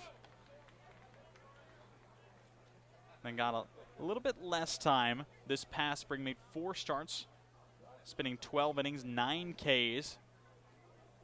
Had a great showing versus the University of Nevada, Reno on March 30th, has spun 6 innings versus the Wolfpack, allowed just 1 run. And going against him was Sam Kane, who's now out in center field. Always talk about how it's a small world here in the West Coast League, and that being a pretty good depiction of it. Brayback ahead, 1-2, off speed, drops, pulls the string on the changeup, gets the swing and a miss out of Luna, who's down on strikes for the 2nd time this evening, and that being the first K of the appearance for Brayback, just the 2nd of the summer. As the shortstop in Perazo will step in to try and extend the half inning and put the go-ahead run across.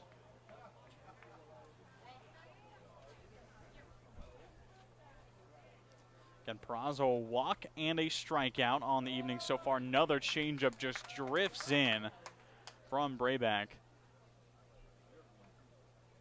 Again, didn't have the pleasure of seeing Gabe's true freshman season at Lynn Benton. Calling games for the Roadrunners at the time.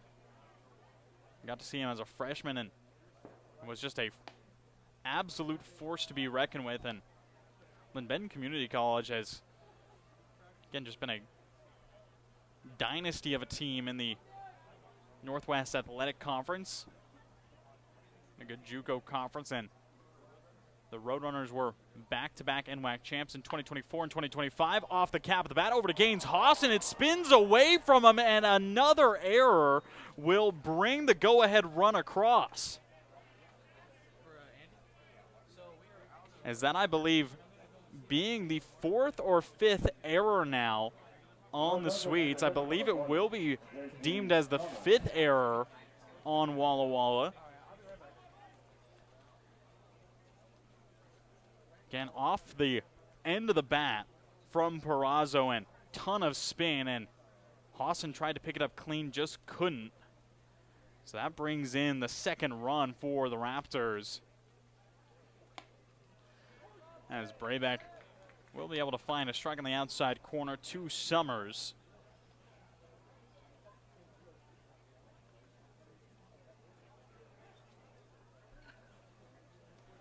Walla Walla trying to settle it right back down again. Both runs that have come across for the Raptors have both been unearned, as runners have gotten aboard because of errors and then scored because of errors.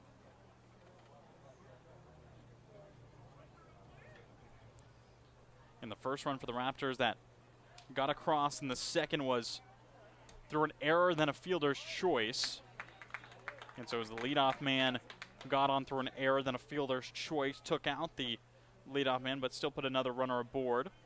And a single out into center, followed by 2 throwing errors.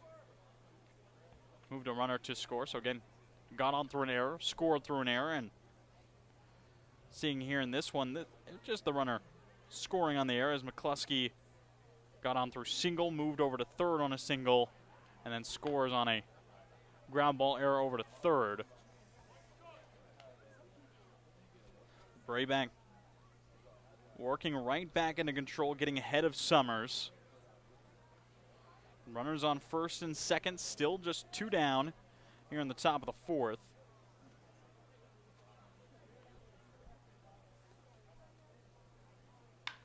And now Summers going to line it out in towards left field, and that's going to get by a sliding Ronan Schofield and go all the way to the wall. Marion will score easy. Peraza will be waved around to score as well as Summers slides back to second on a 2 RBI double, and Schofield hard committing to try and get that ball in the air. It went right under his glove all the way to the wall, and again the defense from Walla Walla struggling to settle here in game 2 of this series, and it gives Ridgefield a 4-1 lead.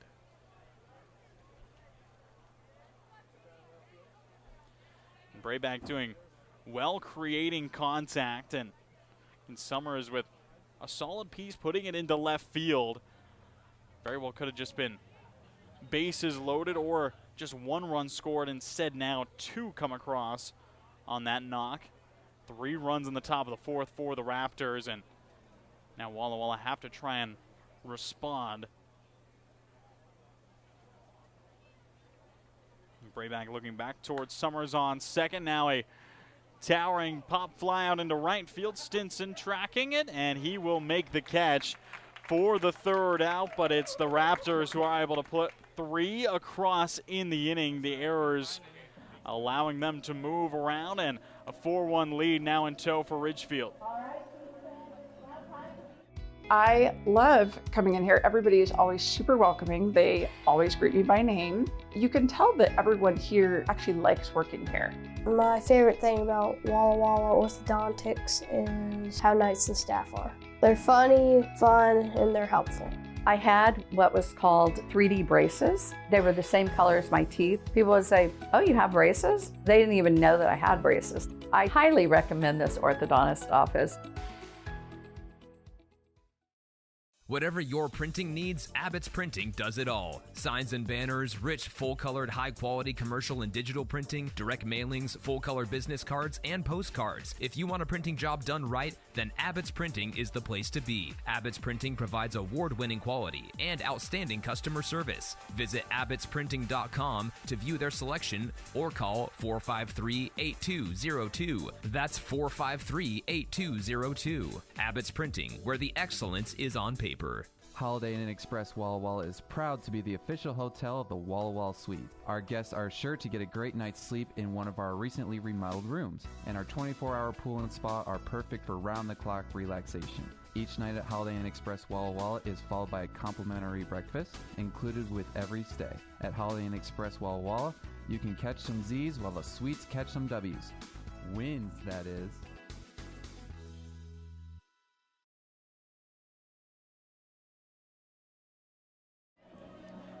Walla Walla trying to respond offensively as Ridgefield have been able to put up 4 runs, half of which have been unearned. And now the offense has to try and will themselves back into this game, and it will be Royce Hale who will lead things off for the Sweets. And Royce Hale flew out his first time up out to left field, was first pitch swinging in. Actually got it to the opposite field side, and that not being something typical of Royce, as now the first pitch will get him up towards the arm guard, and we'll only see 2 pitches in 2 plate appearances. And we'll just trot on down to first, and a leadoff base runner. And seeing the return of Royce Hale into the lineup, haven't been able to talk about him much. As again, first pitch fly out his first time up, now first pitch hit by pitch. Again, are seeing Royce Hale return after a bit of an absence, as last game he competed in was last Friday versus Wenatchee. So missed about a week, now back in the lineup as Stinson takes a strike. But again, good to have the power of Royce Hale back in the lineup. Again, Hale, former Seattle Redhawk, committed to play with the Long Beach State Dirtbags this upcoming spring in 2027.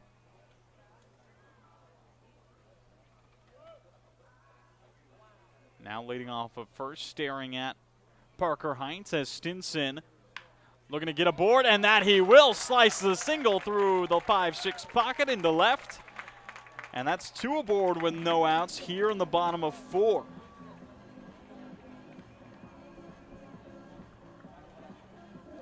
Just a good short swing out of Bo Stinson, not overcomplicating things one bit. Getting it out into left. And it looks like we'll see an early pinch hitter in for Gaines Hawson, as that is Gage Reeser who will step in.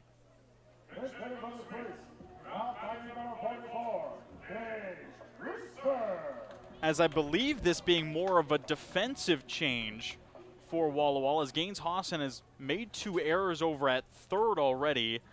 And so seeing Gage Reeser being put in here in the bottom of the 4th.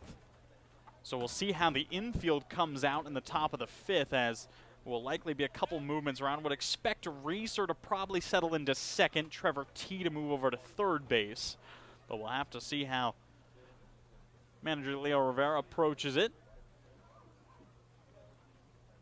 And now the tying run stepping to the plate in Reeser, who takes a ball just off the plate, borderline there to the low and away corner.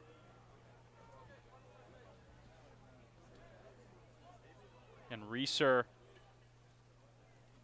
recently finished up his 2 years at Yakima Valley College.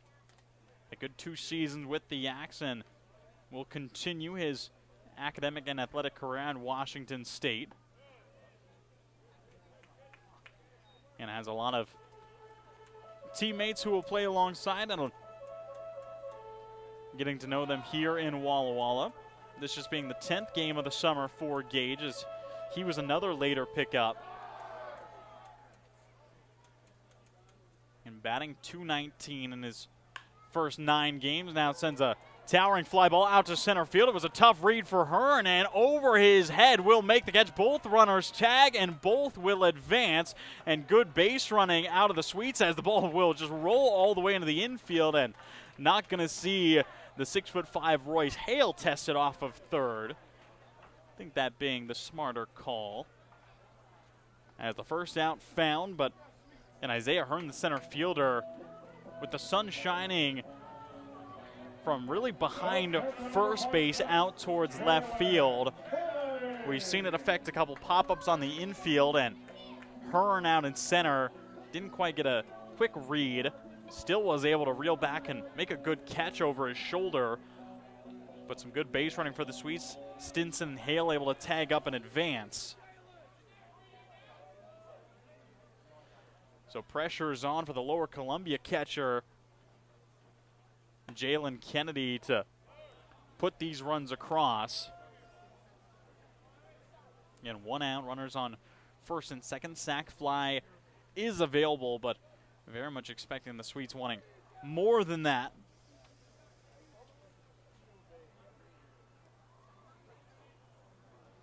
As Heinz back through his motion, deals the 0-1. It's sent right back out to center. Hearn trying to get on his horse, and now it's going to fall in front of him. Hearn stumbles out in center field. 1 run will come across. Stinson waved around.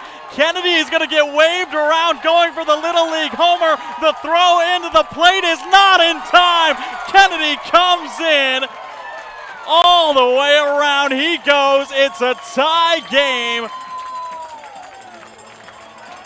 inside the Parker from Jalen Kennedy to tie up this ball game. What a 4th of July here in Walla Walla. It's 4-4 on the 4th.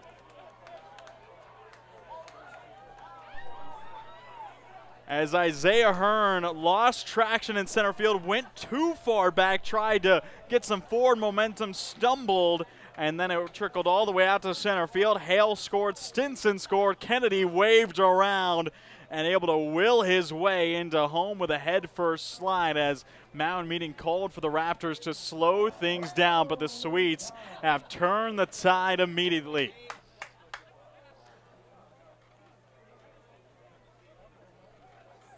So Ronan Schofield will come up, but the base is clear, still 1 out.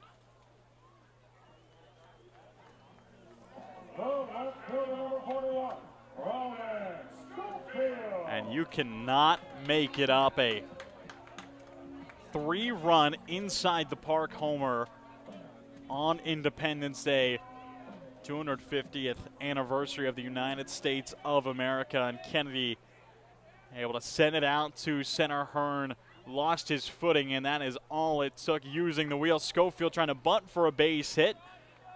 Will end up not being able to make contact. I have seen Schofield do that a couple times. Actually saw him do it earlier this week out in Bend. Ended up putting the bunt down right back towards the pitcher. And now don't think that the infield is going to be caught off guard, as Luna is playing just on the infield grass as Schofield swings and misses at the slider. The count goes 0-2.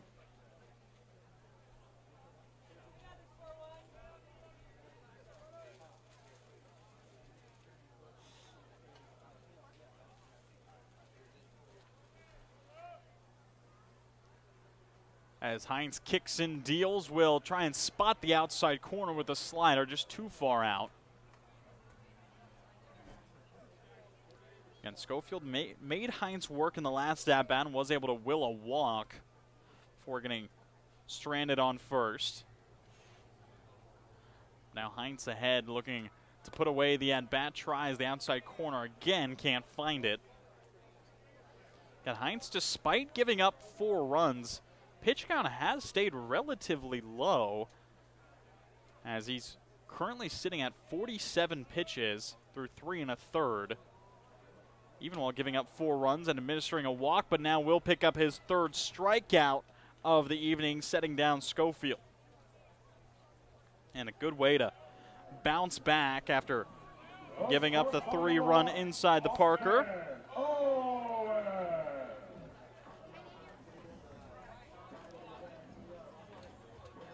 Again, just absolutely unreal from Jalen Kennedy. And sometimes that is just the way the game works. As Austin Owens steps into the box, struck out his first time up versus Hines. Fastball lives upstairs and count goes 1-0. Again, definitely felt the energy here in Borleske Stadium on that inside the Parker. And again, talked to the coaches and the players about the energy here in Walla Walla around 4th of July weekend, and especially last night with one of the biggest crowds we've seen at Borleske Stadium this summer. Definitely felt the energy for fireworks night. Now here on 4th of July, another big crowd in the stands, and got to witness huge moment here as Hines kicks and deals the 2-0, gets a big cut out of Owens as he was looking for something over the fence on that swing. Slider from Hines just, again, starts middle away. Definitely looking like one of those pitches that just kind of hangs up then breaks down to a right-handed batter towards the back knee, and be a very dangerous pitch if executed right. Hines now missing low, 3-1 count.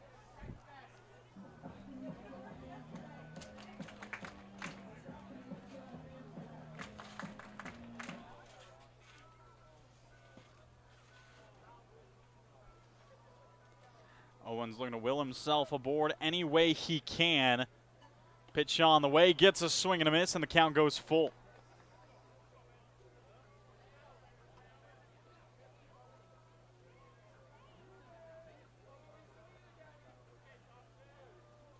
Owens looking to extend the 4th inning and start up a 2-out rally for the Sweets. Hines looking to send us on into the 5th, tied at 4, and Owens fouls it away just behind McCluskey.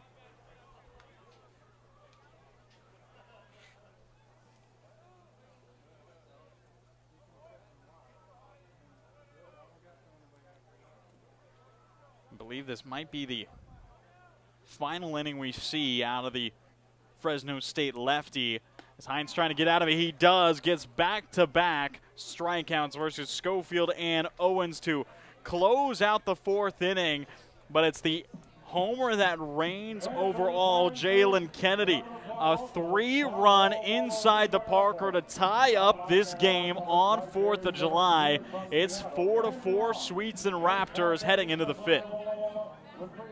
Whatever your printing needs, Abbott's Printing does it all. Signs and banners, rich, full-colored, high-quality commercial and digital printing, direct mailings, full-color business cards, and postcards. If you want a printing job done right, then Abbott's Printing is the place to be. Abbott's Printing provides award-winning quality and outstanding customer service. Visit abbottsprinting.com to view their selection or call 453-8202. That's 453-8202. Abbott's Printing, where the excellence is on paper.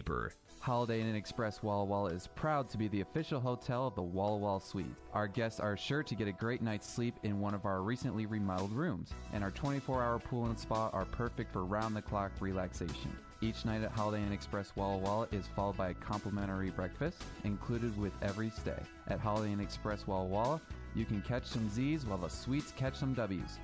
Wins, that is.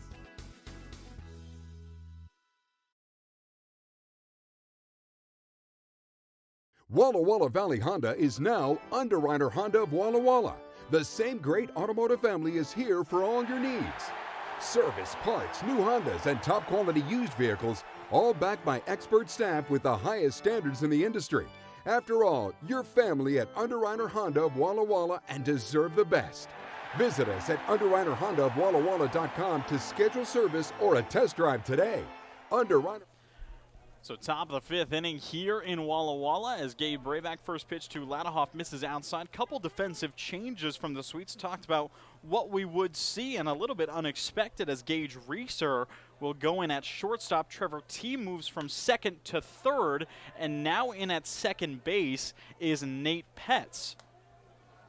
So that meaning seeing the substitution for Austin Owens as he comes out of the game.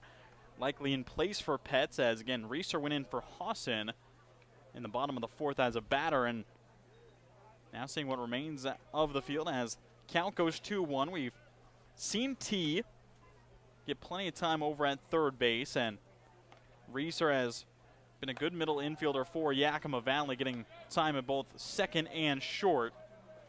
But Nate Petz, again, a utility guy out of Whitman College. We've seen him kind of move around a little bit, has gotten time at second base, also a lot of time in right field, and has been a good bullpen catcher as well. Fly ball to deep center field. Sam Kane tracking back pedaling, and will make the grab.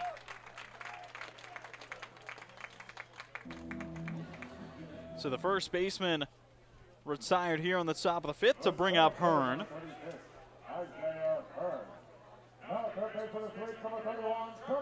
But again, curious to see these substitutions from manager Leo Rivera questioning Austin Owens as changeup will get a big swing and a miss. Braybeck pulling the string.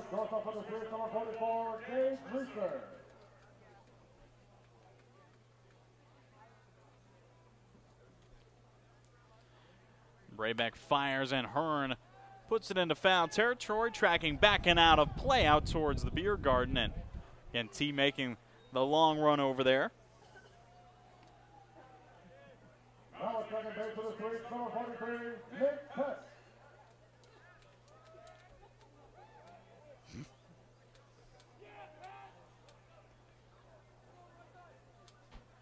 As Braybeck 0-2 delivery, another changeup popped up, and it's T reeling over in foul territory and steps over to third base and makes his first put out over there in the hot corner for out number 2.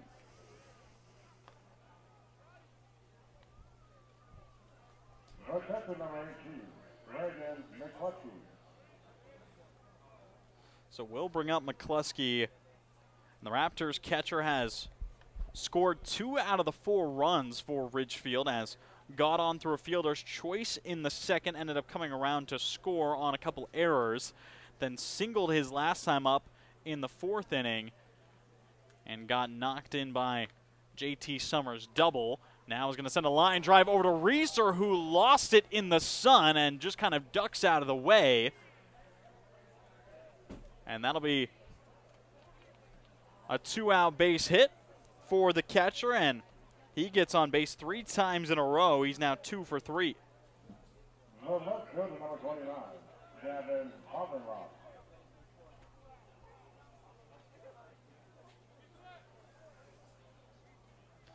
So it brings up the left fielder for Ridgefield, who's 1 for 2, a single and a pop out.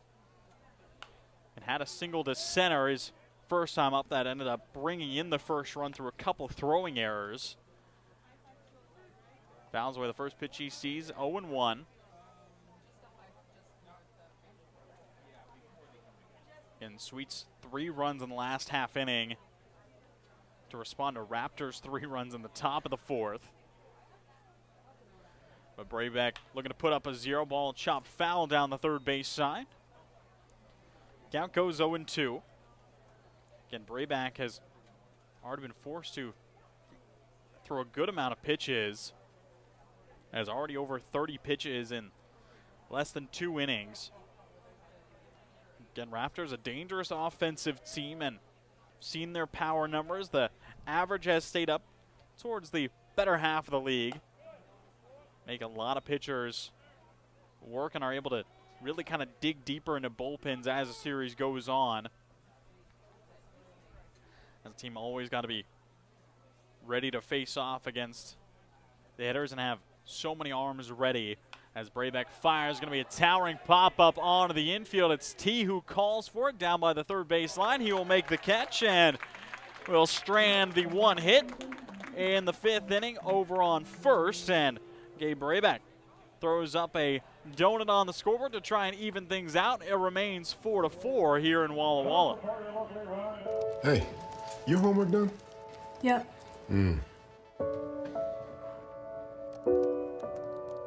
Hey, is your homework done? This kind of is homework.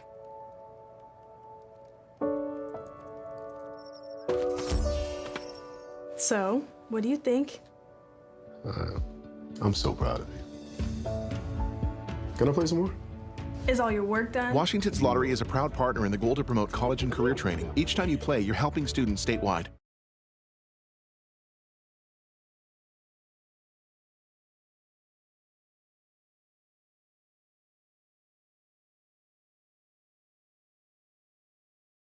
Play, stay, get away at Clearwater River Casino in Lewiston, Idaho. Owned and operated by the Nez Perce Tribe. Experience Namipu hospitality with 600 gaming machines, comfortable lodging, dining, and sports bar. Excitement is everywhere. The region's premier destination for events and entertainment. Win big with unforgettable concerts, comedy shows, and live sports action. Discover your next play, stay, get away.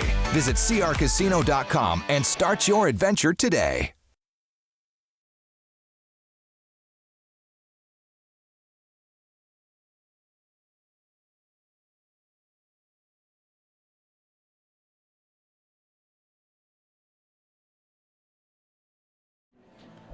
So we'll see Parker Heinz. His day will end, and Max Schneider will step in. The 6'6" right-hander from Loyola Marymount will toe the rubber. Heinz gave up 4 runs in 4 innings on just 3 hits. Did strike out 4.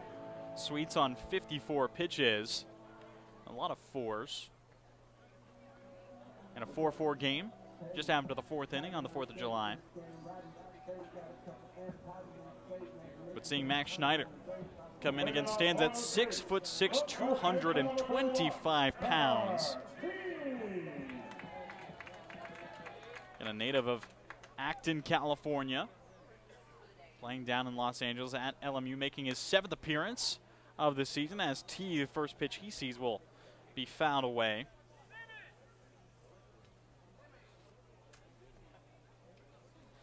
Again, T flew out his first time up.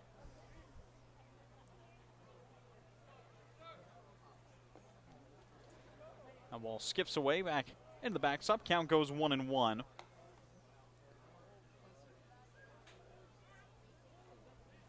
Again, a good set of games throughout the West Coast League today.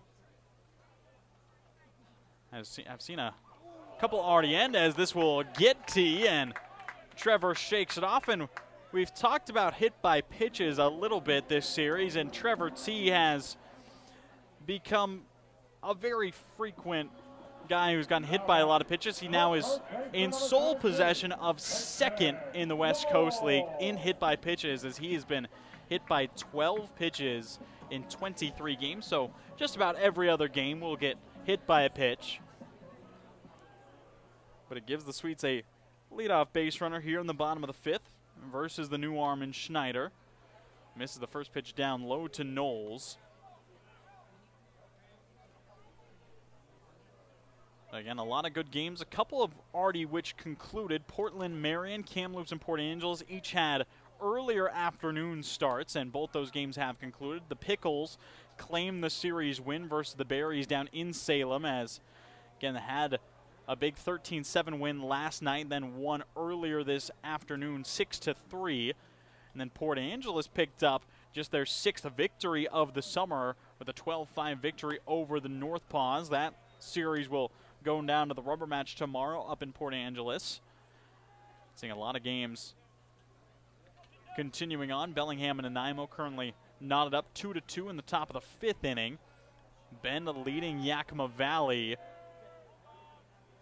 down in Vince Guenna Stadium in the 3rd inning. Corvallis leading 7-0 over Springfield, and currently the Drifters have not scored a run versus Corvallis now 12 innings spanning back to yesterday's game. As T takes off, the throw down to second is not going to be in time. Trevor will have the bag, swipe clean, wills himself into scoring position.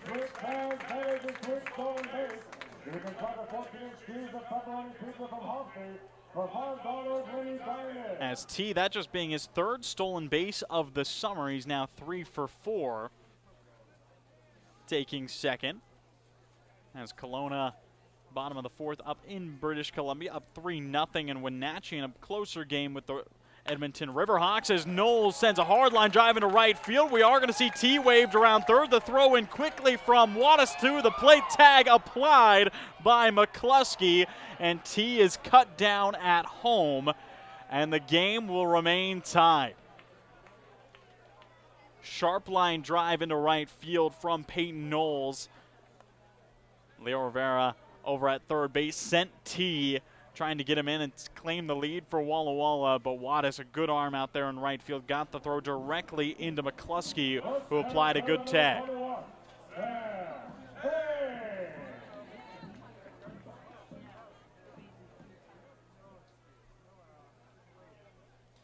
So it brings up the center fielder and Sam Kane, who's 1 for 2 with his homer and a fly out to right field. And saw Knowles just pick up his first hit of the evening. He's now got hits in back-to-back games, as had 2 last night. So batting 3 for 6 on the series so far is PK.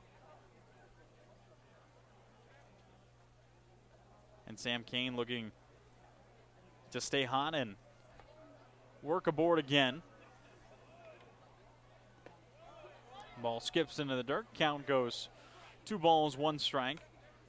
Again, Schneider mentioned that this was his 7th appearance on the season so far. Does have a 2-0 record across just about 12 innings. 6.94 ERA, 21 strikeouts in under 12 innings. Big swing and a miss reliever, as Kane is going to go out to deep left center field. Does he do it again? Back to the track and gone. Sam Kane soaring like an eagle on the 4th of July. 2 homers on the evening. And the University of Nevada Reno utility man goes yard again. 1 to left, 1 to center.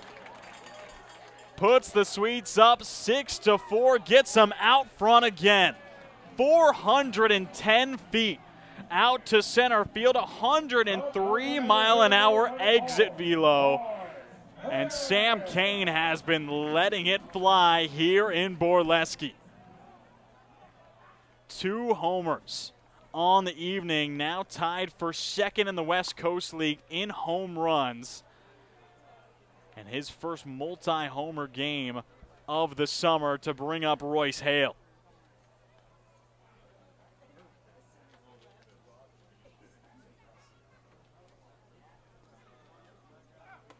And now Now fastball up and away, got a chase out of Hale. Royce goes down 0-2 in the count.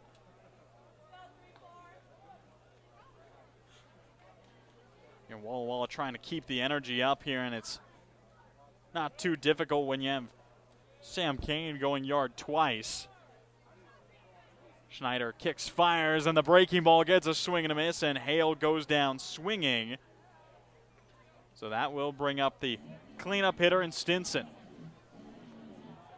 All right, fielder number 36, ball 10.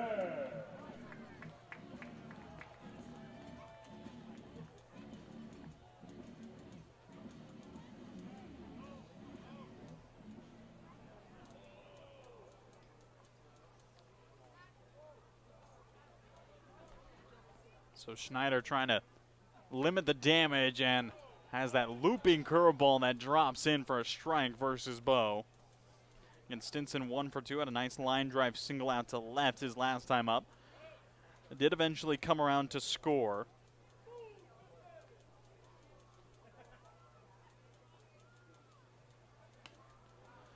Now another strike from Schneider, and working right back into this appearance. And I've seen Walla Walla have a good chunk of low-scoring games, and this one numbers ramping up as Stinson protecting well, just throwing the hands out there on that off-speed pitch. 3 homers in the game for Walla Walla here through 5 innings. 2 from Sam Kane, and then again the inside the park homer from Jalen Kennedy.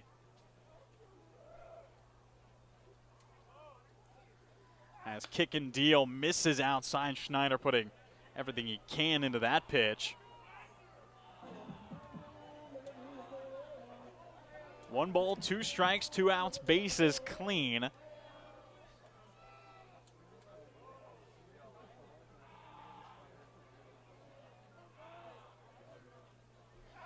Pitch on its way in. Stinson fouls it off, and continuing to just hear the grunts from Max Schneider.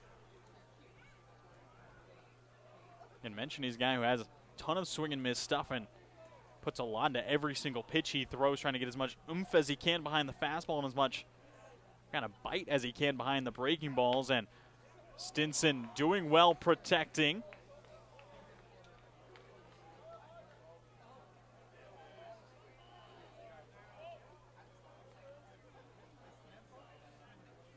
And a good height difference between the 2 players going head-to-head as well. Stinson standing at 5'9", and again Schneider standing at 6'6".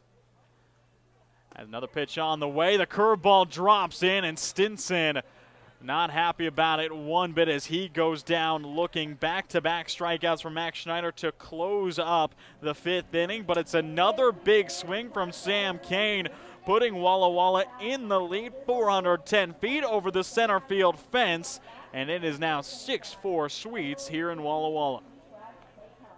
Whatever your printing needs, Abbott's Printing does it all. Signs and banners, rich, full-colored, high-quality commercial and digital printing, direct mailings, full-color business cards, and postcards. If you want a printing job done right, then Abbott's Printing is the place to be. Abbott's Printing provides award-winning quality and outstanding customer service. Visit abbottsprinting.com to view their selection or call 453-8202. That's 453-8202. Abbott's Printing, where the excellence is on paper.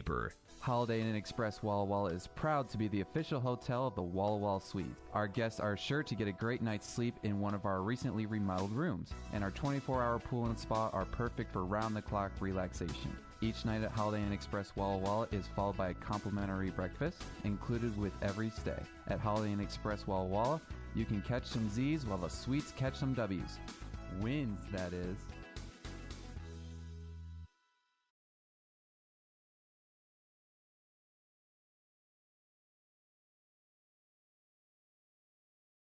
Hey, your homework done? Yep.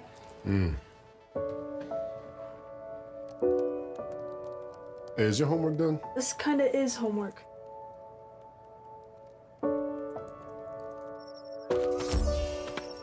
So, what do you think? I'm so proud of you. Gonna play some more?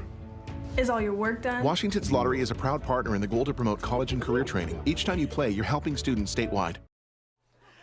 So to be the 9-hitter in Jordan Marion leading things off in the top of the 6 for the Raptors. Walla Walla now ahead 6-4 after another home run from Sam Kane. And Gabe Brayback continuing through this appearance. Again has spun 2 innings so far, 34 pitches, allowing 2 runs. Settling right back in and evens up the count versus the UC Santa Barbara Gaucho.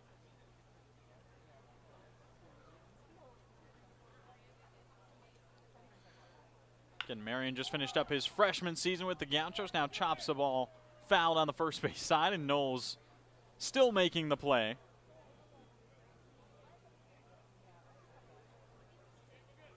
Again, Marion, a native of Foothill Ranch, California.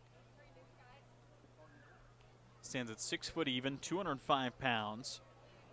Graduated out of J. Sarah Catholic High School, a historic California high school baseball program. Helped the Lions win a CIF Southern Section Division I championship back in 2023.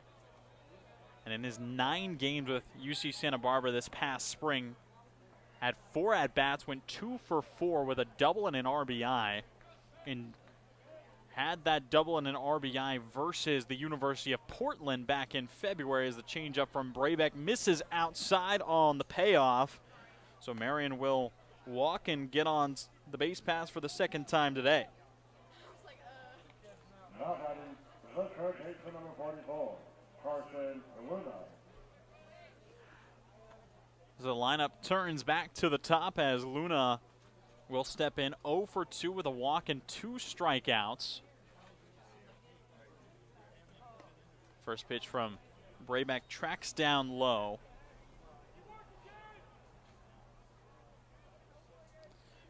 And Luna, this being his 2nd at-bat versus Brayback. And struck out swinging his first time up versus Gabe as pitch on its way. Fastball lifted out towards deep left field. Tracking back is Schofield to the fence, and that is just going to get over the Board of Education. It's a 2-run tying homer for Carson Luna.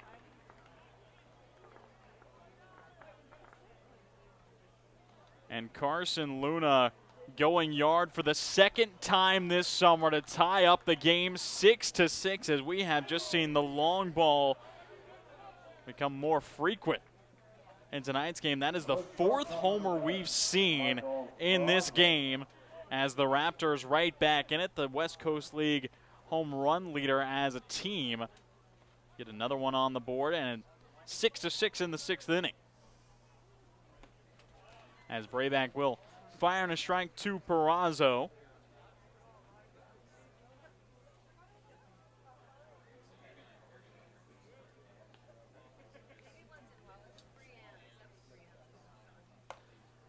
Now fires a fastball, just missing. Count will even up at 1-1.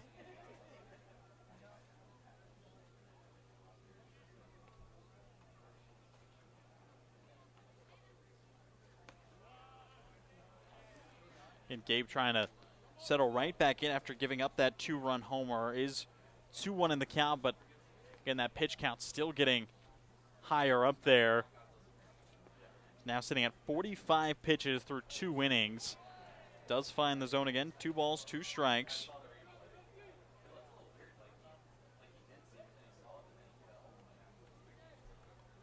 As there is another arm getting warm for Walla Walla. Sharp ground ball at the second baseman in Pets, and he'll handle it over to first. So the first out found here in the top of the 6th, again after a walk and a homer. First ground out turned in to bring up Summers. The designated hitter, number 20, J.C. Summers.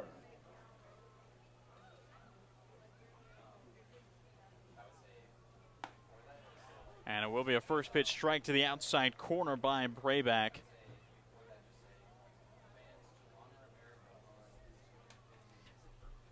Kicks and deals, now hard line drive out towards right field. Tracking back is Stinson on the run over his shoulder. Makes the catch for out number 2. And a good barrel out of JT Summers, but tracked down by the Lewis Clark State Warrior. So after the 2 runs come across, it's 2 up, 2 down to bring up the cleanup man in Wattis. And Wattis 0 for 2 with a walk.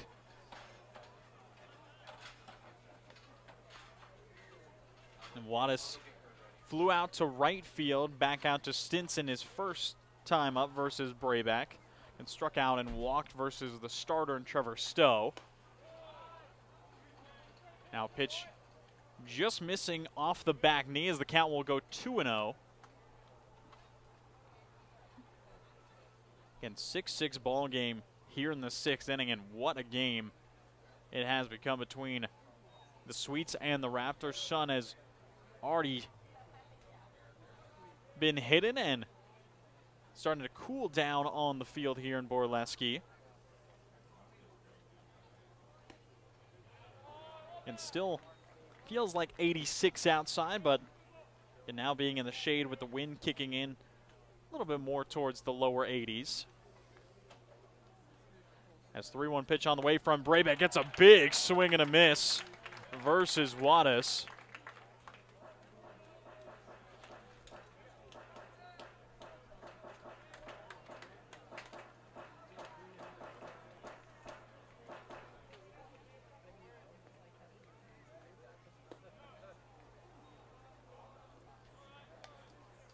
But Wattis will walk here on the payoff pitch and settles on to first. The first baseman, number 35, Shade Salada. And that brings up Lanahoff.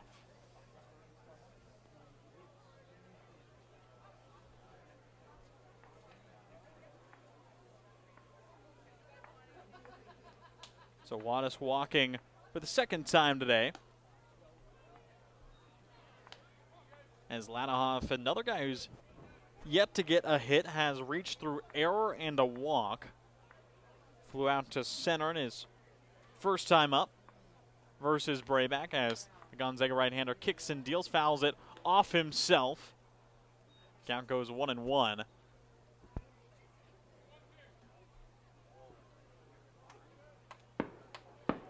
And hearing fireworks starting to go off around the town of Walla Walla.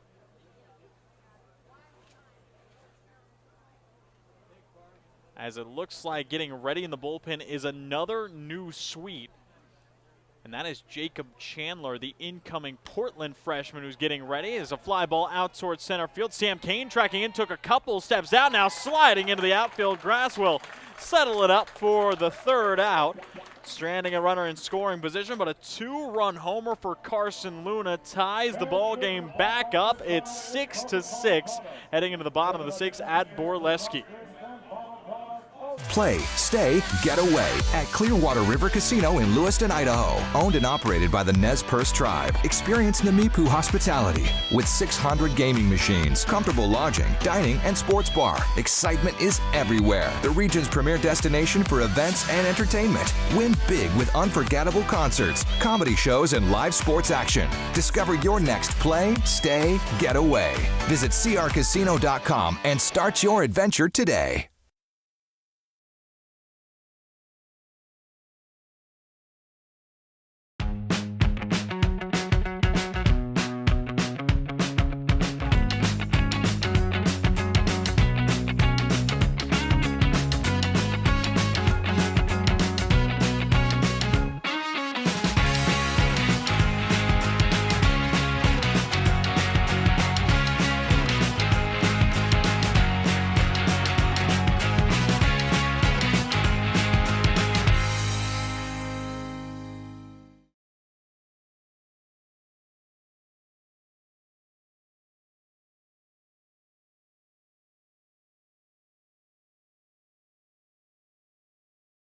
It's time to play ball with Underwriter Honda of Walla Walla, where you're more than a guest, you are part of the family. And here's an exclusive offer for all you Sweets fans. Show us your Walla Walla Sweets ticket at your next service visit and receive 10% off any regular price service performed. Formerly Walla Walla Valley Honda, same great automotive family and proud sponsor of the Walla Walla Sweets. Underwriter Honda of Walla Walla, where you walk in as a guest and drive off as family. So the Raptors will turn to their third arm of the evening as it's the UW lefty and Tyler Walker who steps in to toe the rubber. Walker stands at 6'6", 230 pounds. Making his fourth appearance of the summer, has made 2 starts as a Raptor, and those being his last 2 times out. As we have seen a little bit of a break, and we have not seen Walker in a week and a half. His last appearance was a 5-inning start versus the Bend Elks back on June 24th. Spun 5 innings, allowed just 2 runs with 2 strikeouts. And now just making his second relief appearance of the 2026 season. 10 innings, 5.4 ERA with 8 Ks. Misses the fastball way to Reeser.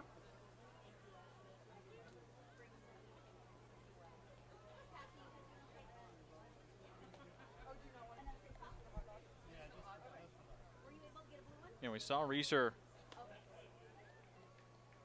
coming to pinch hit early on in the 4th, ended up flying out to center field.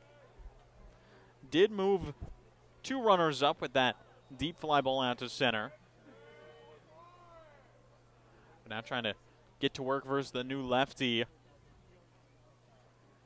As Walker kicks and fires, gets a big swing and a miss as the count will even up to 2-2.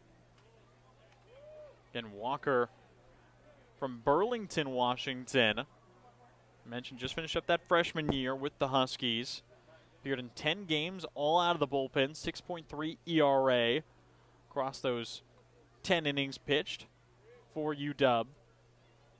Had some good games as now ball is going to get chopped foul. Sounds like a broken bat. That it is. Reeser will have to get a new one, and immediately he's just going to be offered Jalen Kennedy's bat. A little bit warm in the on-deck circle.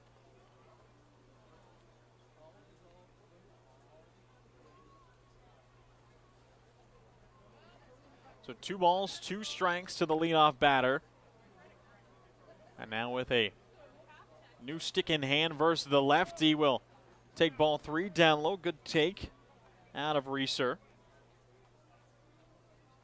Again, Walker, 2-sport athlete back at Burlington Edison High School.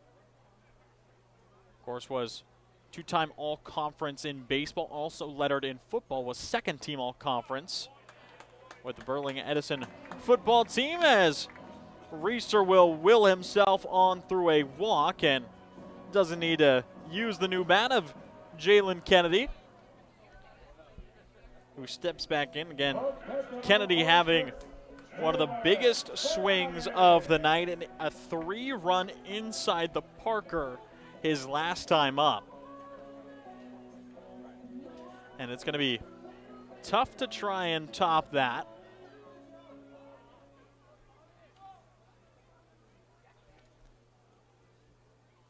As Walker trying to look back Reeser over at first, then snaps a fastball down under the knees of Kennedy for ball 1.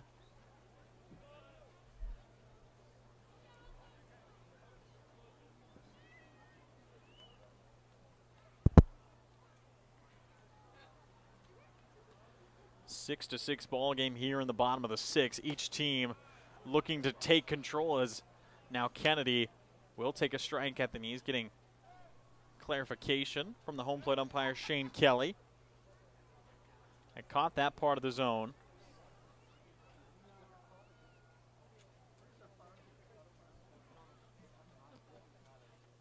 And Walker looking over at Reeser, who's got a short lead, and he's just able to shuffle back to the bag.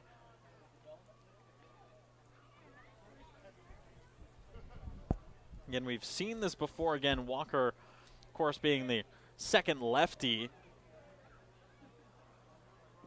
to step onto the mound, and having the starter in Parker Heights throwing a lefty. And then, again, always interesting to see back-to-back pitchers like this, as seeing back-to-back 6'6" pitchers out of the bullpen from the Raptors, throwing the righty and Max Schneider for an inning, and then now the lefty and Tyler Walker It's never an easy duo to try and shut down, as Kennedy is able to just put this ball foul beyond his third base and head coach. And still continuing to cool in Walla Walla as the sun just shining out towards center field. Breaking through a couple clouds and casting more shadows out into center. 1 ball, 2 strikes. Kennedy looking to protect versus the southpaw. Breaking ball is going to get chopped towards the 5-6 pocket. Just splits through Luna and Perazo. And Jalen Kennedy now 2 for 3 on the evening with 3 runs batted in.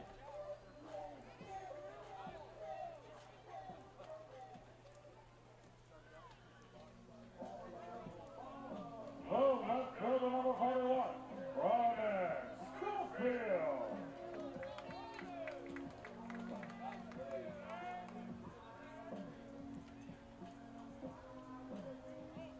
So we'll bring up Ronan Schofield, who's 0 for 1 with a walk and a strikeout.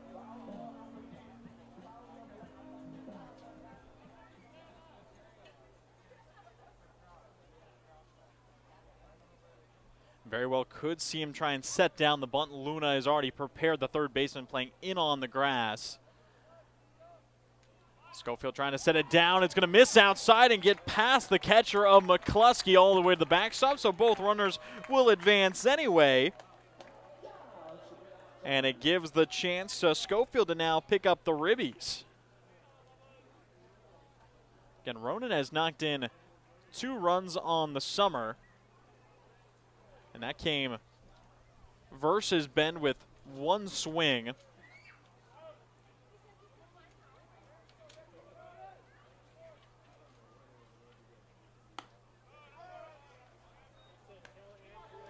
Now up 2-0 versus the lefty. And not too surprised to see a lot of those bunts coming out from Walla Walla. Did see the Swedes during batting practice have bunting practice set up. Usually during batting practice you'll see teams take a couple reps of bunts before getting their swings in, but Walla Walla made sure to have an extra station to practice laying down bunts. Haven't really needed to execute so far tonight, and Schofield, now 1 look that he might have had to, it just ended up being a pass ball.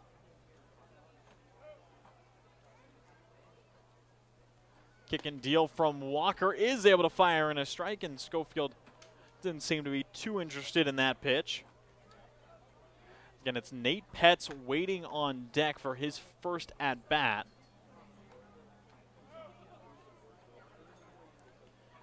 3-1 count, go-ahead run, 90 feet away, represented by Reeser, as the pitch misses down and in towards the back foot, and the bases will load for Petz.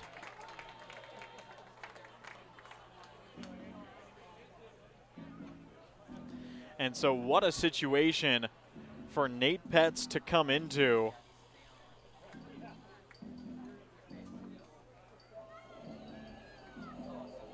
As, again, making his first plate appearance, as see McCluskey go out and talk to Walker, try and settle him in after, again, a walk, a single, and another walk in the inning so far. But Nate Petz will try and do the damage. The utility man out of Whitman right here in Walla Walla, getting his 10th game of the summer, has knocked in 3 runs in his limited at-bats.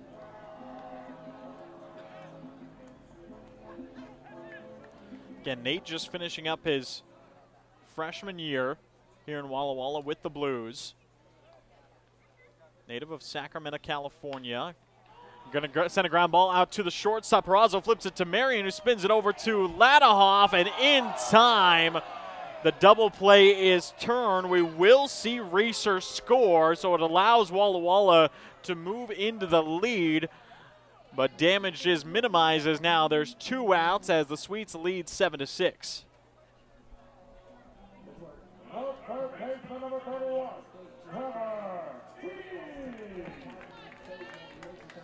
So the Raptors spin their 25th double play of the summer, are leading the West Coast League when it comes to turning double plays. One of the best fielding teams in the league. As now Trevor T will take ball one outside, trying to extend the lead with with Kennedy sitting over on third.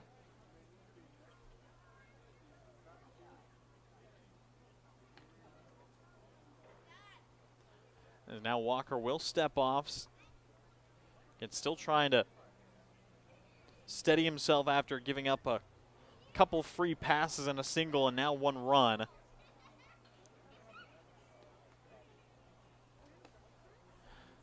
But again, with the bases loaded and no outs, if he can keep the damage to just one run, would be ultimately a very good way to get out of it.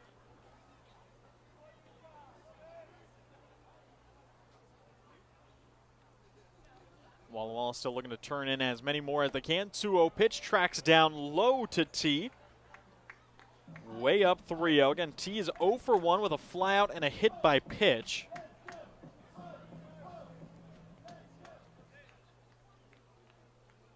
And very well might be able to get on board for free again in the 3-0 count. Walker kicks and fires, finds a strike at the knees. And Walker mentioned he had that last start on June 24th, that being his last appearance overall, and did pretty good in terms of limiting free passes, only gave up one walk. No hit by pitches, as now this one will miss to T, so that being his third walk of the inning, to flip the lineup card over to Knowles.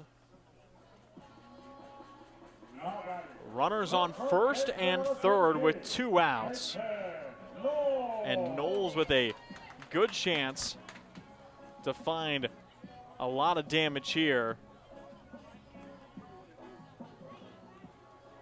Again, Knowles is currently 3 for 6 on the series and has gotten on base a total of 5 times. Was 2 for 3 last night with a walk and a hit by pitch. Getting on 4 times was our Cascade Natural Gas high efficiency player of the game. And now 1 for 3 tonight. Single and scored his last time up. Back in the 5th. Fouls this ball straight back and falls 0-2 versus Walker. Again, just another lefty-lefty matchup. And the first lefty bat that Walker faced was Schofield, and he walked him. Now facing up against a bit more of an experienced lefty in Knowles, as the fake throw down to second, and saw T stop in his tracks momentarily, and again, maybe just trying to force the throw out of McCluskey and give a little bit of room for Kennedy to try and come in and score. But either way, T will have his second stolen base of the day. Didn't have to work too much for that one. So runners on second and third for Knowles.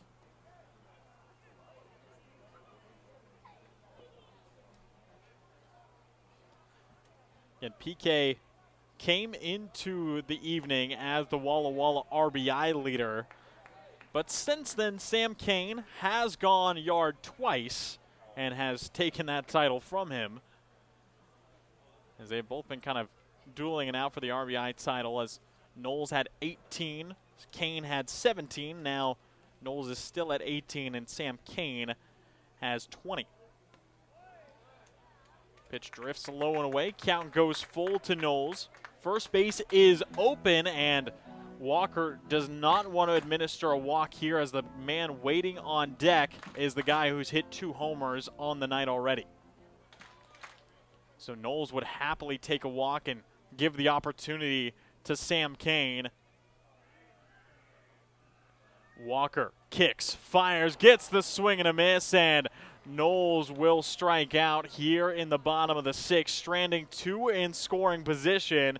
and Walker limits the damage. Just one run across sends us on into the 7th inning. Walla Walla now lead 7-6 here in Borleske.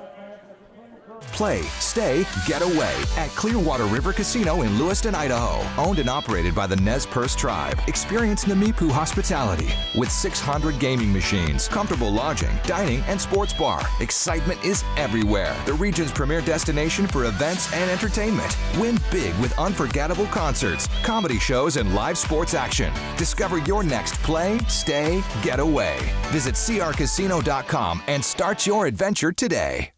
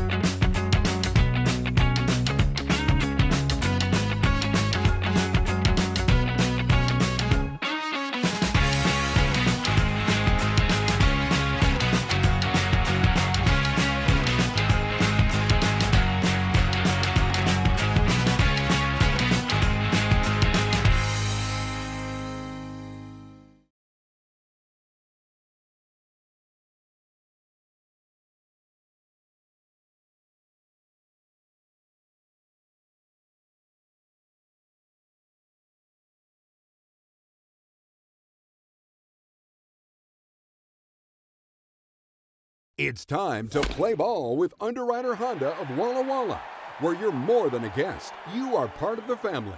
And here's an exclusive offer for all you Sweets fans. Show us your Walla Walla Sweets ticket at your next service visit and receive 10% off any regular price service performed. Formerly Walla Walla Valley Honda, same great automotive family and proud sponsor of the Walla Walla Sweets. Underwriter Honda of Walla Walla, where you walk in as a guest and drive off as family.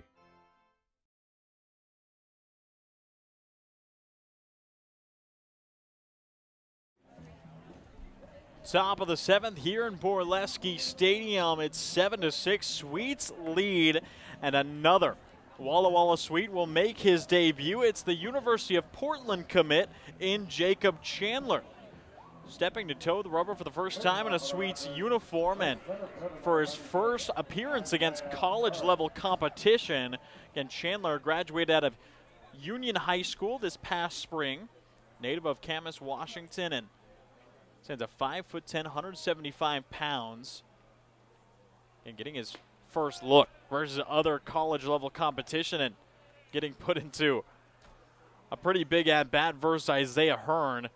As again, two incoming freshmen, both committed to D1 Oregon programs. Chandler with the Pilots, Hearn with the Ducks, and Hearn gonna send a ball out towards left field. Schofield tracking it, and he'll make the catch, and the first down logged for Chandler, and didn't seem too bothered one bit.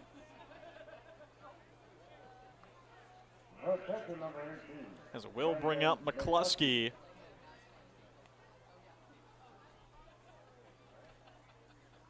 Again, Chandler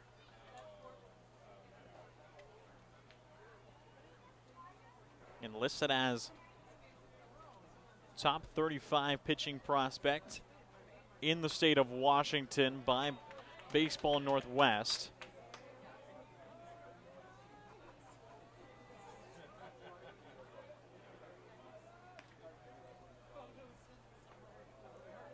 And fastball can track up into the high 80s and has a curveball and a slider alongside his changeup.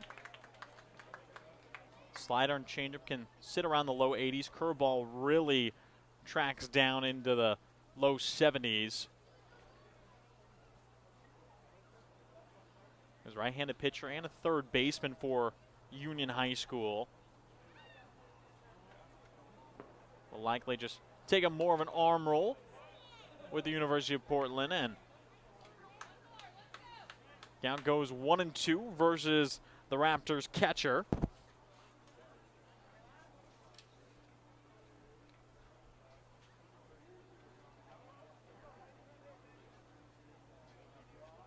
As As Chandler sets, kicks, fires, gets a swing and a chopper foul down the third base line. Again, always a good thing to see from a guy making his debut, especially a young player making his debut. And as a pitcher, the ability to throw strikes early, not back down from this level of competition. It's something we've seen a lot of Walla Walla's young pitchers have been able to show up and show out on. As Chandler tosses the curveball, drops outside. So 2 balls, 2 strikes. But again, never want to back down, especially this is the time to get your reps in. Coming into your first year of college at a Division I program. This is when you want to show up and get your practice in. So when your first college season comes along, you are ready. And Chandler went right at the University of Oregon commit, now going right at the Dallas Baptist utility man in McCluskey. And McCluskey, 2 for 3 on the day, has scored twice. Has been one of the more consistent bats today, and now is going to get set down swinging by the incoming freshman. And Chandler will pick up his first strikeout at the collegiate level. Fastball ramping it up and in, and McCluskey had no chance at catching up to it. So 2 up, 2 down. Brings up the Raptors left fielder in Gavin Poffenroth.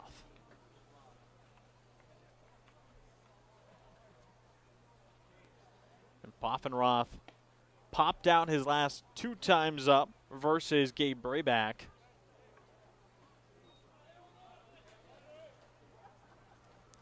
Again, Brayback, the right-hander from Gonzaga, does a great job at forcing batters to get under the ball, generates a ton of pop-outs and fly-outs. So we'll likely see a couple different approaches out of the Raptors hitters going up against Chandler.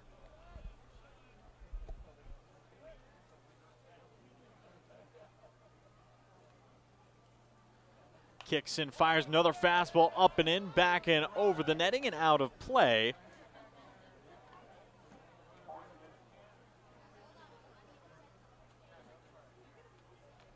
And Chandler committed, again mentioned, graduated from Union High School this past spring, committed to the University of Portland just over a month ago, about a month and a week ago, back in late June, when he announced that commitment, as reported by Prep Baseball. Now getting his first reps with the Sweets and looking to make the most of them, and still has a chance to go 1-2-3 in his very first collegiate appearance. Down 3-1 in the count versus Poffenroth. Kicks and fires a fastball, missing upstairs towards the shoulders, and again ramping up that heater into the high 8s. It'll be 2 outs with a runner on. Second baseman number 3, Jordan Marion. And that being the 7th walk administered by the Walla Walla pitching staff today, as the Sweets have 7 walks, 6 strikeouts. The lineup card ends here with Jordan Marion, the 9-hitter, who will take ball 1 outside. Marion 1 for 2, a single and a walk, scoring both times that he's gotten aboard. Again, continuing to cool here in Walla Walla, will likely be around the low 70s. Probably about the mid to low 70s by the time this game concludes. Is currently about 80 out, with the slight breeze still kicking in. Not enough to really get the flag moving towards center field. As Chandler fires, gets a big cut from Marion on the curveball. 1-2. And tying run is aboard for Ridgefield, and Walla Walla would love to keep this lead intact going into the stretch. Chandler looking to deliver him there. Righty kicks and fires another breaking ball, just misses the low and away corner. Kennedy Liked where it was placed. Can still hear the occasional firework going off around the town of Walla Walla. Likely see more as we draw closer to the conclusion. Chandler pitches and just misses again. Some good discipline from the Raptors second baseman to stay in it. And mention Marion, the switch hitter out of UC Santa Barbara. Switch hitter and utility man. As runner in motion, payoff pitch is going to get grounded over towards second. Out to short. Racer takes care of it. And Jacob Chandler able to have a clean inning of work in his Sweets debut to open things up. Sends us on to the 7th inning stretch here in Borleske. Walla Walla leads 7-6. And as we honor America on its 250th birthday, would you please rise if you are able to as Emily Cabot sings God Bless America.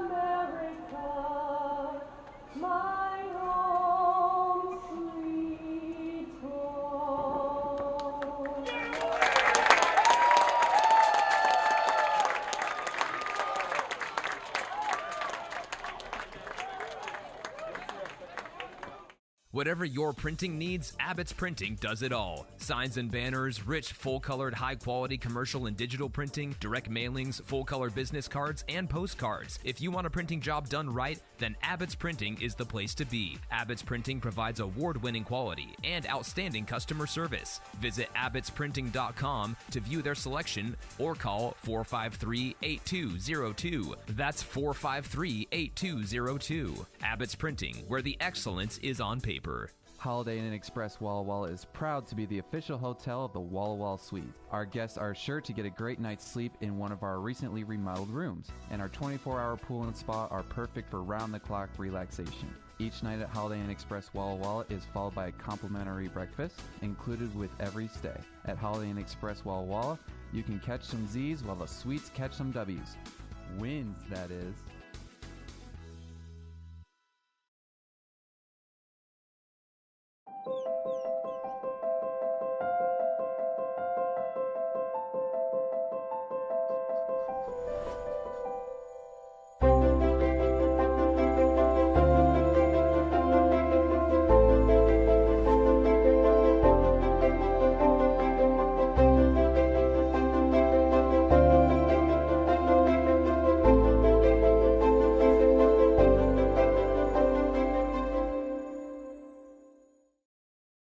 Walla Walla Valley Honda is now Underwriter Honda of Walla Walla.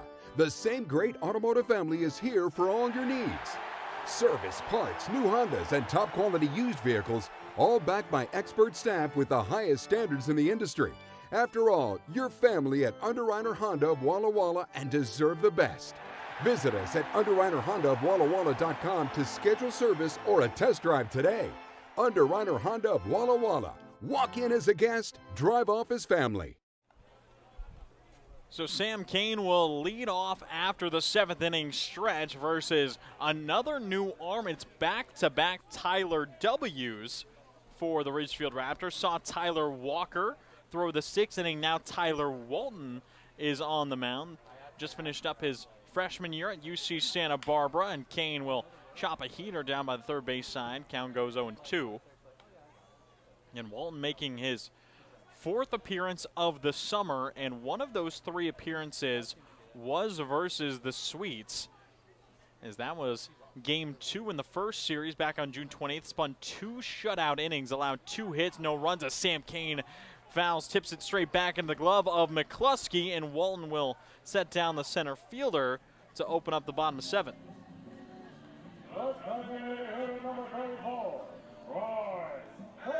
And have seen the strikeouts come pretty frequently for the Raptors pitching staff. That's strikeout number 8 from the Raptors pitching staff.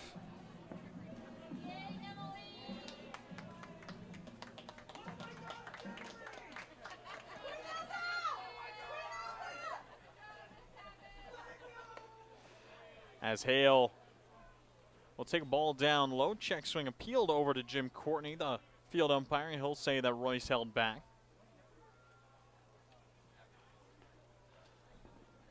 Again, Royce Hale 0 for 2 with a hit by pitch. That one hit by pitch he did score, now takes a big swing on that outside pitch. Count goes 1-1. Again, Royce Hale known for his pull side power, and the Raptors seeming to know that, as having a huge shift, 3 infielders on the right side, as the shortstop in Peraza is playing wide of second base, and having the only player on the left side of the infield being Carson Luna, just all by his lonesome, and seeing the center fielder and Isaiah Hearn playing a little more shaded out towards right center, and then Zach Wattis, the Raptors right fielder, playing deep in right field, as Hale snaps it sharp down the third base line, but foul. Down towards the Raptors bullpen. That's 2 balls, 2 strikes for Royce. Again, Hale, just being the 11th game he's played in as a Swede, will let ball 3 go outside. Again, Hale in his first 10 games was just absolutely menacing, batting .343, slugging .657. Now takes ball 4 down low, so Hale will reach for the second time today, drawing a walk out of Walton, and brings up the 4-hitter in Stinson.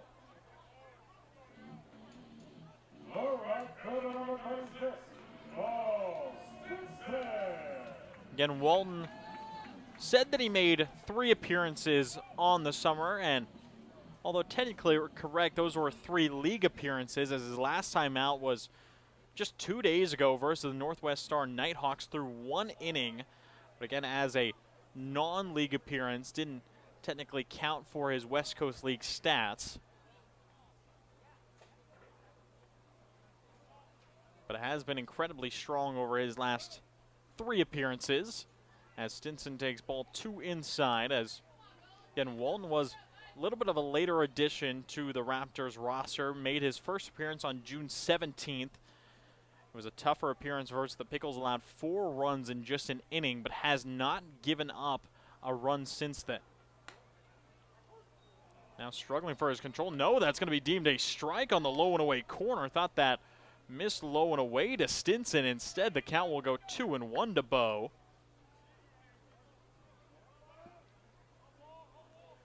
And the sun setting more and more here in Borleske, and allowing the lights to shine down brighter onto the field. 3-1 count. Again, Stinson 1 for 3, had a single in the 4th inning. That being the 1 hit he's got on the day. Now pickoff over towards first, and Hale just narrowly back in time, as his head first slide back was cut a little bit short, and was able to get the hand back to first base safely. And a strikeout, then a walk, and now another walk, as both Hale and Stinson walked back to bring up Gage Reeser.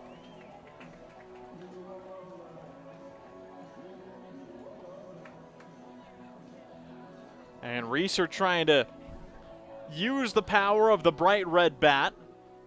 Again, that being Jalen Kennedy's bat that has already hit a 3 RBI inside the park homer, and Looks like after administering back-to-back walks, we will see a mound visit for Tyler Walton. Again, Walton mentioned he finished up his freshman year at UC Santa Barbara with the Gauchos. Didn't play at all with Santa Barbara this past spring. But UC Santa Barbara, if you know college baseball, the Gauchos are really known as one of the top programs in all of college baseball in their ability to produce high-level pitching talent. Of course, strong Division I program down in California and going to play a ton of great competition. But UC Santa Barbara has just become known so well for their ability to develop some pitching talent. And Walton being one of those guys looking to have himself a good long career with the Gauchos. And Reeser steps in with 2 on, just 1 out, 1-run lead for the Sweets. Again, miss outside as Walton still trying to find the strike zone. Again, his last. And it looks like a little bit of miscommunication on the count. As the umpires talking to a couple of the managers, and it looks like the count will be 2-0. A little bit of confusion all around. But we'll reset 2-0 count to Reeser. Pitch on its way inside, chopped down the third base line, just turns foul, and Carson Luna was playing more towards second base, and if that stayed fair, definitely would have been an RBI and likely extra bases for Gage. Instead, count will go 2-1. As Walton still trying to escape the jam. It looks like there is a pinch hitter on deck for the Sweets, as that is Ethan Buckley getting ready in place of Jalen Kennedy. A towering pop-up in foul territory. We'll go Reeser, a little bit frustrated, wasn't able to get on top of that pitch.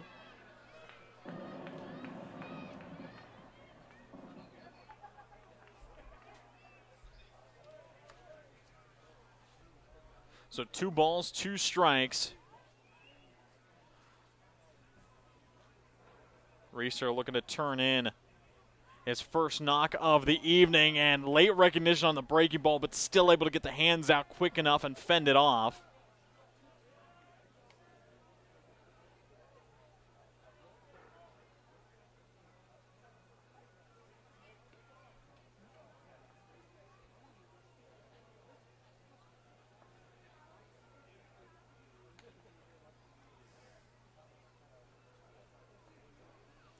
Pitch on its way, misses up high. A good heater from Walton, but couldn't locate it as the count goes full.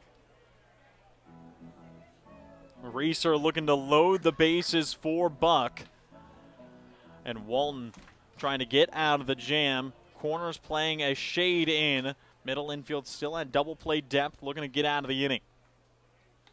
Walton kicks, fires, fastball high again. Reeser will walk, 3 walks in a row, administered by Tyler Walton, loading the bases for Ethan Buckley. So the South African native will make a showing, and it looks like head coach Chris Cota will come out and make a change. That will be it for Tyler Walton. Gets through a third of an inning, logging a strikeout to open things up, and then 3 walks in a row will take him out of this ball game. Bottom of the 7th, 1 down, bases loaded. New batter, new pitcher heading up to face off. We'll be right back. I love coming in here. Everybody is always super welcoming. They always greet me by name. You can tell that everyone here actually likes working here. My favorite thing about Walla Walla Orthodontics is how nice the staff are. They're funny, fun, and they're helpful. I had what was called 3D braces. They were the same color as my teeth. People would say, "Oh, you have braces?" They didn't even know that I had braces. I highly recommend this orthodontist office.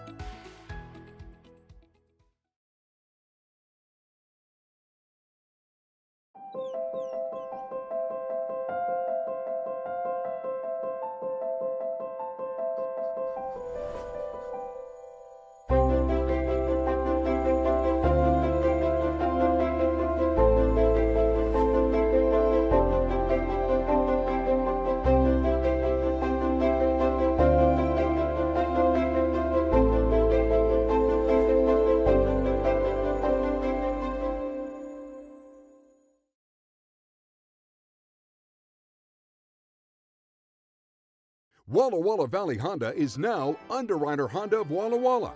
The same great automotive family is here for all your needs. Service, parts, new Hondas, and top quality used vehicles, all backed by expert staff with the highest standards in the industry. After all, you're family at Underwriter Honda of Walla Walla and deserve the best. Visit us at underwriterhondaofwallawalla.com to schedule service or a test drive today.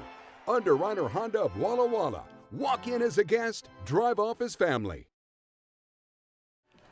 So bases loaded, one out here in the bottom of the seventh. Again, saw a strikeout administered to open up the inning, then 3 walks in a row from Tyler Walton. And the Ridgefield manager, Chris Cota, turns to Mateo Rojas, the 6'3" right-hander, who just finished up his time at Kenyatta College down in Redwood City, California. Again, new pitcher, new batter is Ethan Buckley, pinch hitting for Jalen Kennedy. So Jalen Kennedy will finish his night 2 for 3 with 3 RBIs. And Buckley will step into his place. Corners playing in, trying to cut off a run at home. Infield playing at double play depth as first pitch from Rojas fouled straight back.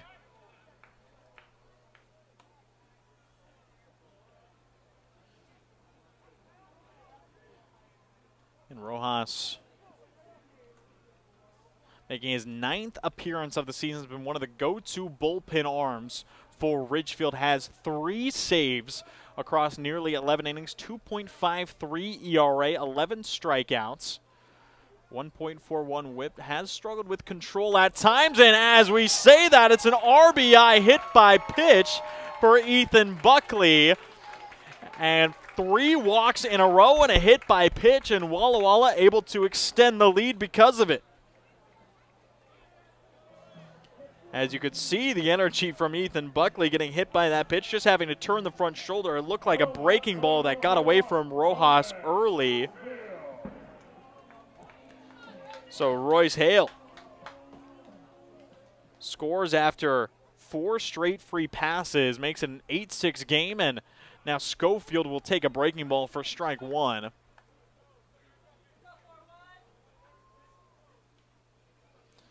And Rojas made his last appearance versus the Springfield Drifters all the way back on June 28th, the final game. And now down the third base side it goes. Schofield keeps it in fair territory. 2 runs will come across. Schofield gets caught up trying to go to second, will return for a 2 RBI single. The Sweets break into the double digits. 10-6. Here in Borleske as Schofield, a timely 2 RBI single, and just another hit on the season for Ronan. And that being, again, just his 3rd knock of the summer, and now has 4 runs batted in. So 1 out, 2 runners on. Nate Petz getting his 2nd at bat. And now the first pitch skips up and away and out of play as it hopped off the glove of McCluskey over top the netting behind home plate. So both runners will move up to 2nd and 3rd. And that's Schofield on 2nd, Buckley on 3rd.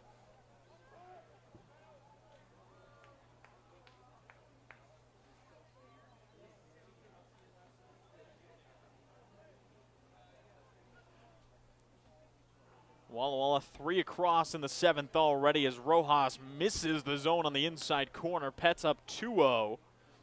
Now all of the infield playing in on the infield grass, trying to cut down the 11th run at home.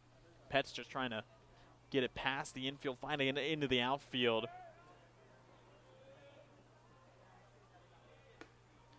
Now the zone will be found by Rojas, a little bit at the knees. Again, Pet's 5 hits, 3 RBIs on the season so far.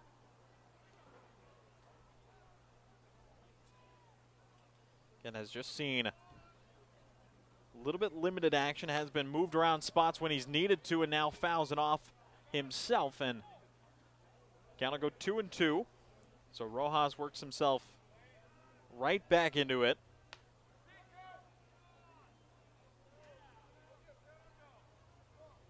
Again, Walla Walla have now scored in 4 straight innings, 3 runs in the 4th, 2 runs in the 5th, 1 in the 6th, and now 3 more in the 7th. As trying to stay ahead of the Raptors, clinch the series here on 4th of July. Rojas kicks and deals, gets a swing and a miss out of Petz, and Nate goes down swinging, and that will bring up Trevor T. So the infield returns to normal depth.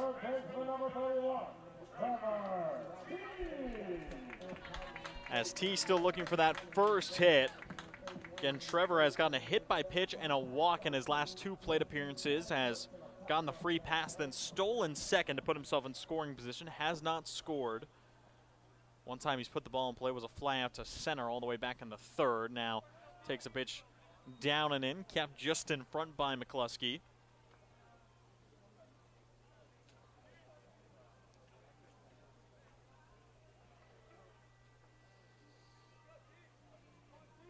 And have seen both teams give up 7 walks now.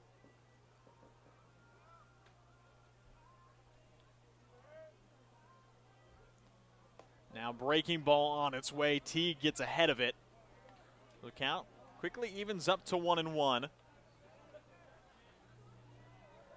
Sweets trying to break this game open even further and had the 1-run lead coming into the 7th, adding on 3 more to break into double digits and can try and get themselves out of grand slam range with another RBI, and it's going to be placed down to the 3rd base side, scooped up easily by Luna. The throw across the diamond is in time to finally find that 3rd out, but Walla Walla pushed 3 across, capitalizing on all 3 walks. An RBI hit by pitch from Buckley and a 2 RBI single from Schofield. It's 10-6 Walla Walla heading on into the 8th.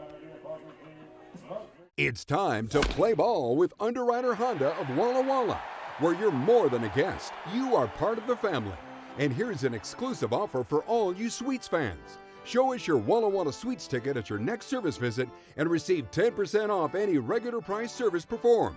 Formerly Walla Walla Valley Honda, same great automotive family and proud sponsor of the Walla Walla Sweets.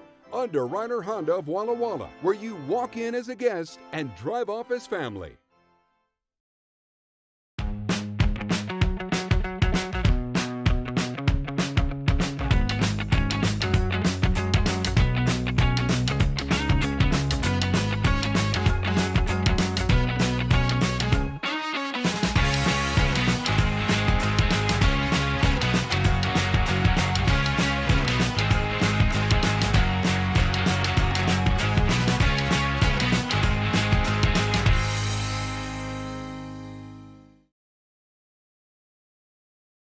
Washington's lottery gives out a lot of green to winners in schools and retailers awesomely.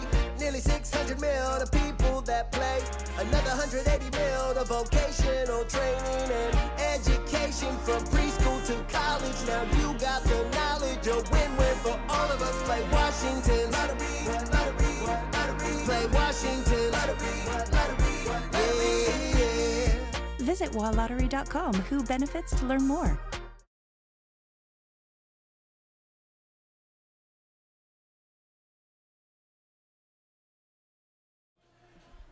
Walla Walla lead 10-6 over Ridgefield here in the top of the 8th inning, and manager Leo Rivera will turn to a new arm. It's the Grand Canyon right-hander and Andrew Cohen.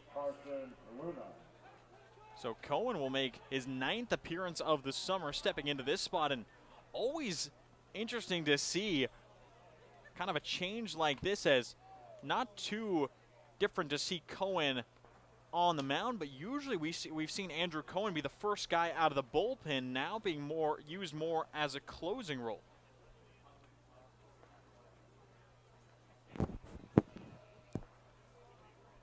So seeing him as a more closer here, 2.31 ERA, runs inside and will get the leadoff man in Carson Luna. So Luna gets on base for the 3rd time this evening. And do have that defensive change. Saw Ethan Buckley come into pinch hit for Jalen Kennedy. Got the RBI hit by pitch on the other side, and now he's behind the plate.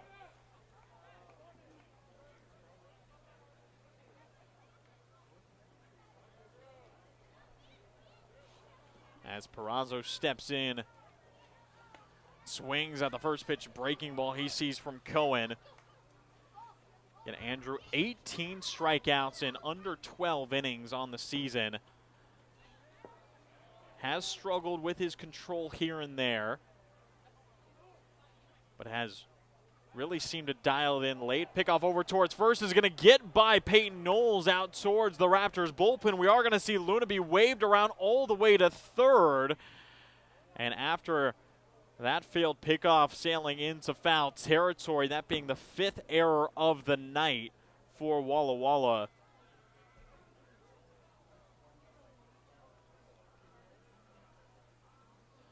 As immediately we'll see pitching coach Corey Keir come out and talk to Andrew Cohen, and believe he's telling Cohen to not focus on the runner as Walla Walla 4-run lead. And trying to leave the runner alone, and will be just a quick pep talk from Coach Keir as he will head right back to the dugout, and Cohen will look to restabilize versus the shortstop in Perazo.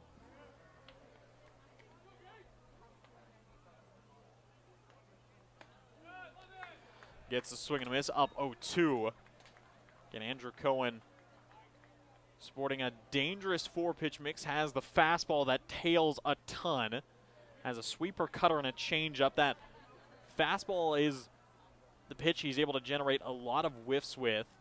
And toss the sweeper well, now in off the hands, it's going to get flared out into left field. It drops in front of Schofield, and it's going to be an RBI single from Perazo, his first knock of the evening, to make it a 3-run game. So hit by pitch and a single makes it 10-7. Sweet still out in front.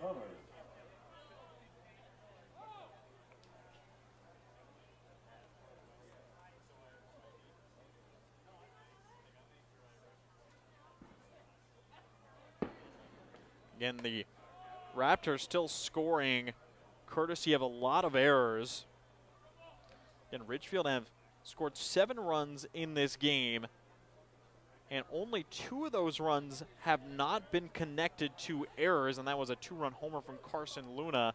The rest have kind of stemmed from defensive mistakes. As Cohen trying to settle right back into it.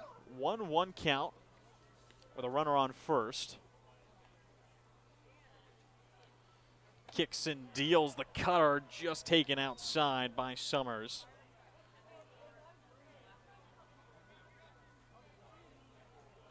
And the sky turning a nice purplish hue beyond the horizon. And just a gorgeous evening for Independence Day here in Walla Walla as Cohen just misses. So 3-1 count.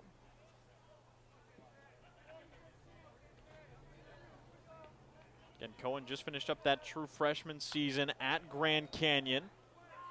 Only made 1 appearance with the Antelopes through 2/3 of an inning versus Oklahoma State all the way back in February, and has gotten a ton more reps this summer with Walla Walla, as he has been a guy who showed a lot of promise, and again, fastball can ramp up, and again saw the late addition of his older brother Alex. Now both on the rosters, foul tip straight back into the glove of Buckley, and a strikeout picked up, strikeout number 19 for Cohen to bring up Wattis. And looking into the standings a little bit more around the West Coast League, of course, talked about the Raptors still leading the South. 20-8 are tied for the West Coast League outright. As inside, it looks like it caught the bat. No, it's going to say that got by the bat of Wattis clean, maybe tipped the glove of Buckley. As on the, I believe it will be deemed a wild pitch, Perazo advances up to second. Could see Wattis try and throw down the bunt again. Would not expect it. Likely just trying to throw off the control of Cohen. He does. Count goes 2-0. Again, Ridgefield and Wenatchee atop both the North and South divisions, tied at 20-8 overall. And Walla Walla sitting in second in the South, 17-14, 4.5 games back of the Raptors. Corvallis still sitting in third in the South. They're 14-14, followed by Portland and Yakima Valley. Then the Bend Elks moving up into sixth place. Marion, the Berries, sitting in seventh, followed by the Springfield Drifters, who's the next opponent on the sweet schedule. Cohen fires, misses upstairs. It's going to be a 4-pitch walk to Juanes to put runners on first and second. Then, of course, up in the North, Wenatchee, the first half champs in the North, still leading things there. Bellingham have been on a tough run as of late. Again, they came in finishing the first half strong, 19-8. Were tied with Wenatchee. The Apple Sox were able to win the first half due to a tiebreaker, and Bellingham have since been on a 4-game losing streak. Believe they are turning it around as we speak. Kelowna sitting in third place, 17-11. Nanaimo in fourth up in the North. Edmonton, after their sweep versus Bellingham, sitting in fifth place, followed by Victoria and Kamloops, and then the Port Angeles Lefties rounding out the North. As Cohen kicks and deals the 1-0, pumps it into the zone, evens up 1-1.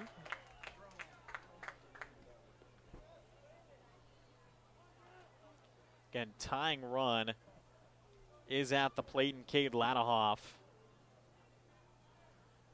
Ladahoff is 0 for 3 with a walk, has flown out to center in his last 2 at-bats, and now takes back-to-back strikes from Cohen.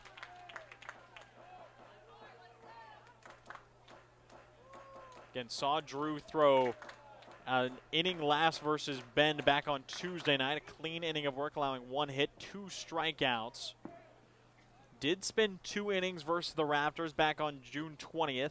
Allowed 1 hit, no runs versus Ridgefield. Now a towering pop will go back and out of play.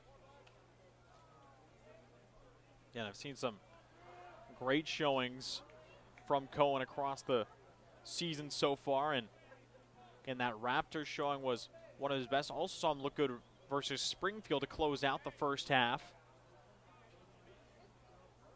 That was 2 Wednesdays ago now, through 3 innings versus the Drifters. Allowed just 1 hit, no earned runs, striking out 5. And now he's going to strike out 1 here. Sets down Ladahoff looking.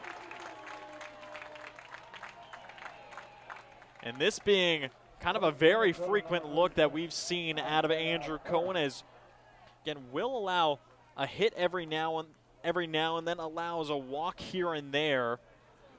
But ultimately, it's the strikeouts that stand out above all. Has given up a single hit by pitch and a walk in this inning, has 2 Ks. Kicks and deals outside corner to Hearn, misses the spot. A good frame attempt out of Buck on the far side.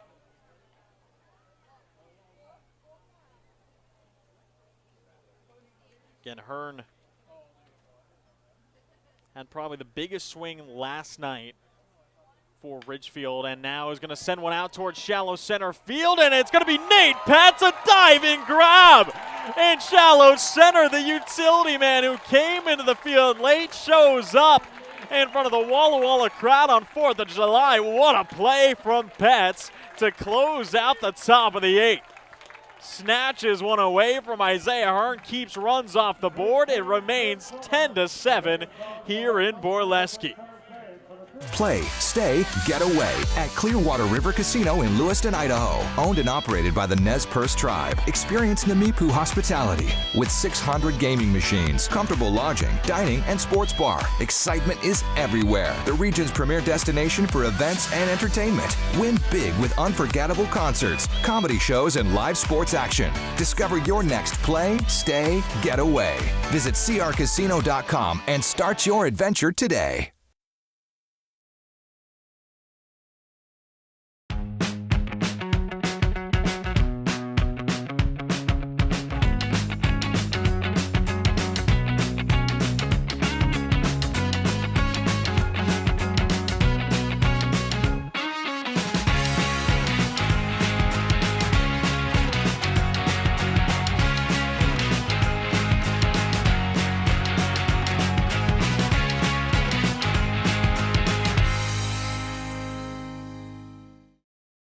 Washington homeowners are saving thousands of dollars on their energy bill by upgrading their home.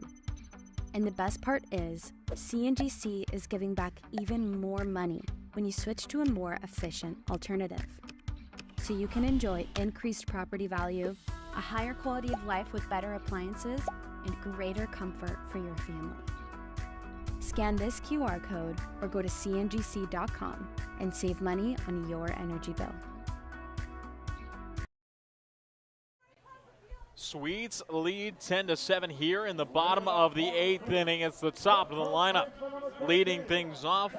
Walla Walla trying to add on some insurance. Need 3 more outs in the top of the 9th and would love to get a bigger bubble versus the Raptors to clinch the series victory and get their revenge after getting swept earlier in the summer by Ridgefield.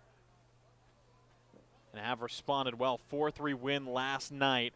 Now up 10-7 here in the bottom of the 8th. And the fireworks becoming more frequent around Walla Walla.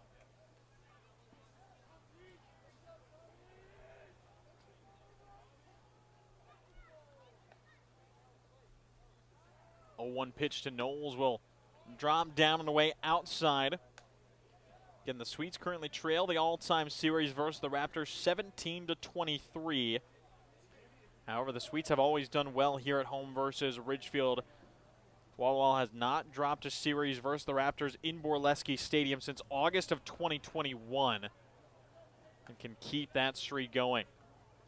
With 3 more outs in the top of the 9th as Knowles swings away at a breaker.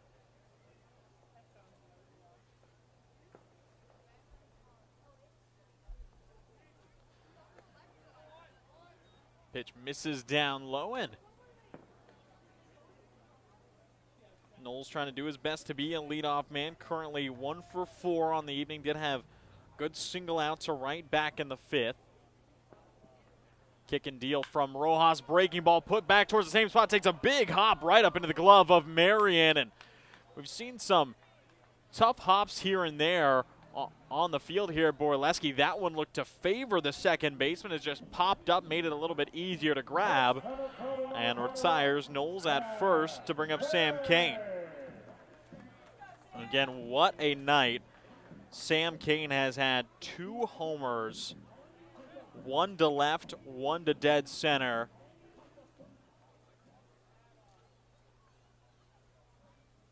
Now trying to get something started in the bottom of the 8th. Takes ball 1 outside from Rojas.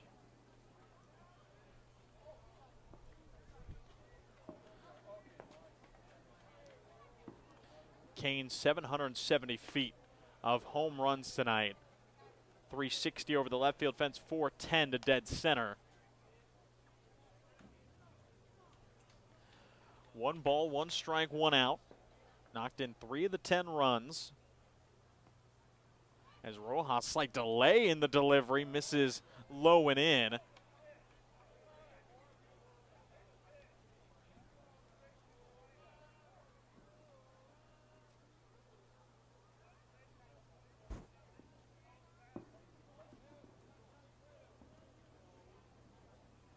So 2 balls, 1 strike, and it looks like time is being called by the Ridgefield manager, Chris Cota, and it looks like he's having a quick word with home plate umpire Shane Kelly, and curious on what it's about, is just slowing things down. As Sam Kane signaling to his dugout a little bit what the pitching looks like from Rojas, as Cota and Kelly will go their separate ways, and the count is 2-1. Unsure of what was spoken between them, but play will resume like normal. Rojas fires inside corner, too far in. Count goes 3-1 to Kane. And Sam, home run, fly out, home run, strikeout on the evening. 3-1 delivery from Rojas. A fastball fouled off of Kane himself, and count will go full. And Sam just finished up his junior year at the University of Nevada, Reno. 5'11", 185 pounds. Former Seattle standout before transferring to play with the Wolfpack back in his home state of Nevada. Now takes the pitch, and we'll see the appeal down to Jim Courtney, who says that Sam held back. So Kane will now be able to stand on first for the first time today, as usually has just gone right by in his home run trot. But remains 2 for 4 to bring up Royce Hale.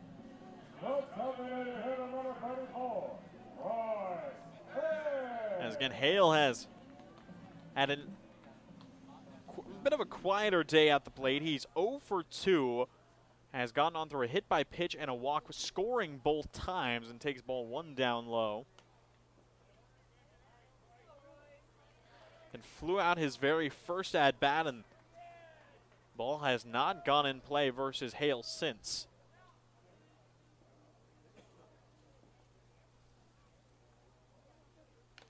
Now swings and a foul tip ball.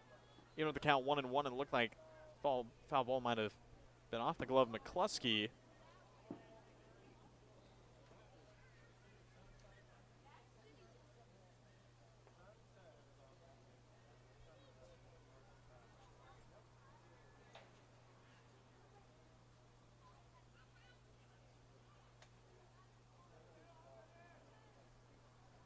One ball, one strike, one runner on, and another pitch missing outside from Rojas. And Dell trying to be very careful versus Hale, and the infield still playing in that shift.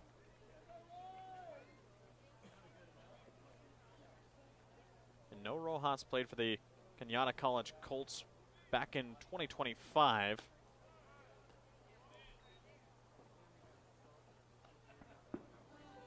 And graduated out of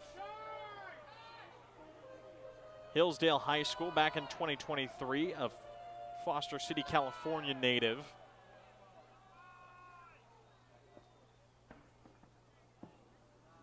It's 3-1 delivery on the way, and a firework goes off mid-swing for Hale, and the count goes full. And not going to make it easy, especially pitch on the way. You see a flash of light beyond the right field fence and a big boom go off. So full count, 1 out. Rojas deals to Hale, and the fastball misses outside. Hale works himself aboard for the 3rd time tonight. Back-to-back walks administered by Rojas. 2 runners on with 1 out for Stinson.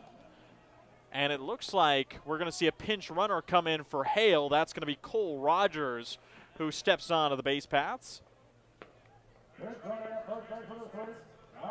number 7, Cole Rogers.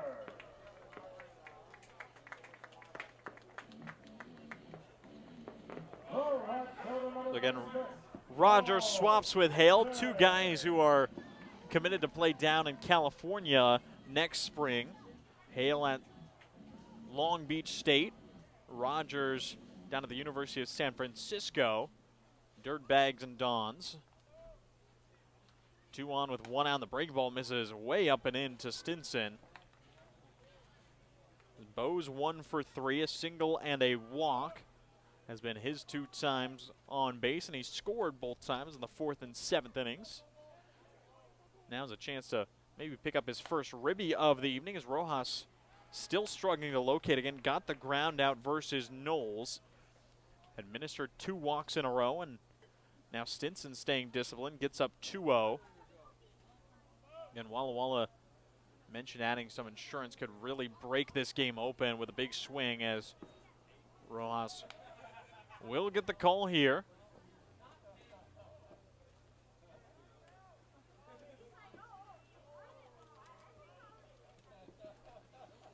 And still expecting Andrew Cohen to come shut it down in the top of the 9th unless we see a new arm come in. Fastball misses up from Rojas.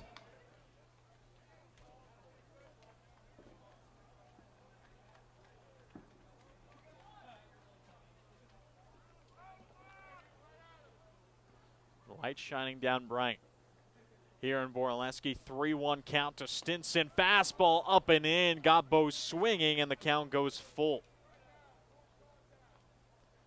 Again, Gage Reeser waiting on deck for the Sweets. to try and get in that bat here.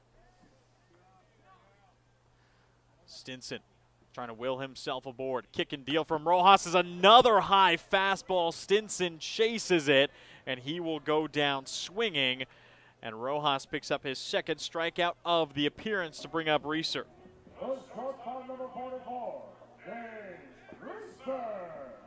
And that being a big strikeout for Mateo Rojas to relieve some pressure for the Raptors. Reeser looking to keep it going again. Gage came in as an early pinch hitter back in the 4th inning. Flew out his first time up, then had back-to-back walks. Has scored both times he's walked.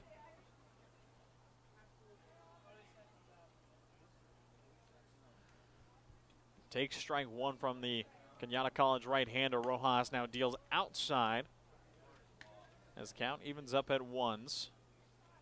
And a lot of good games still going around the West Coast League, and a lot of high-scoring games around the West Coast League currently. As Rojas deals the 1-1 inside, almost getting that front elbow. As really the only lowest-scoring game we've seen is between Kelowna and Victoria. The Falcons and Harbor Cats battling it out. It's 3-2 in the 9th inning. Kelowna looking for 3 more outs to close up the victory. Everything else is very much high-scoring.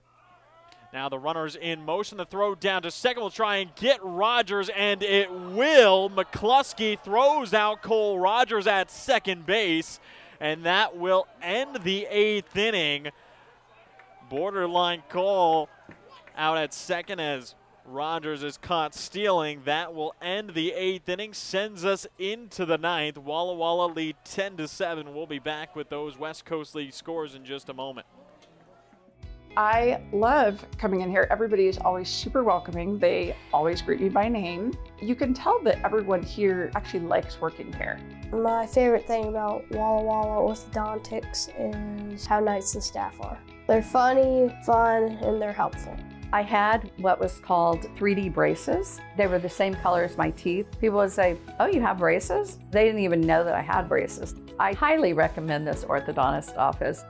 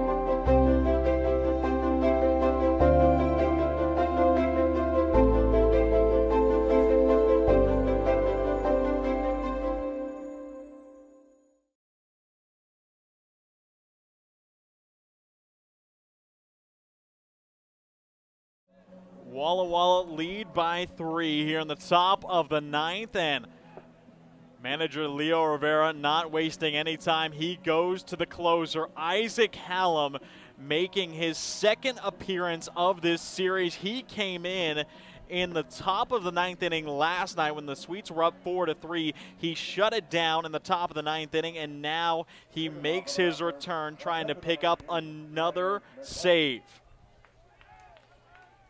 Came in the 9th, got a ground out strikeout and a pop out to close things out. Now kicks and deals first pitch low to McCluskey.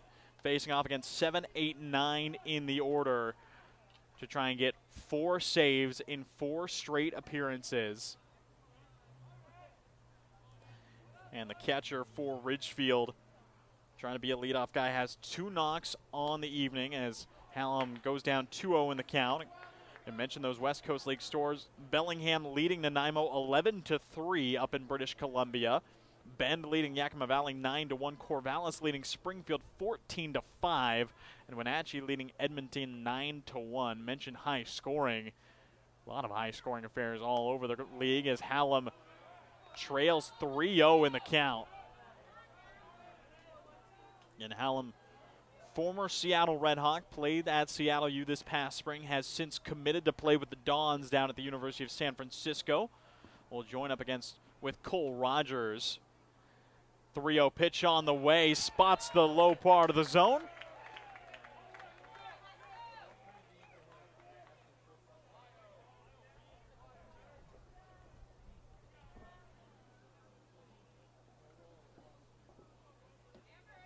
And Hallam's 7th appearance on the season, 1.29 ERA, and the 3-1 pitch is going to get laced out to right field. Bo Stinson tracking it down. He makes the catch.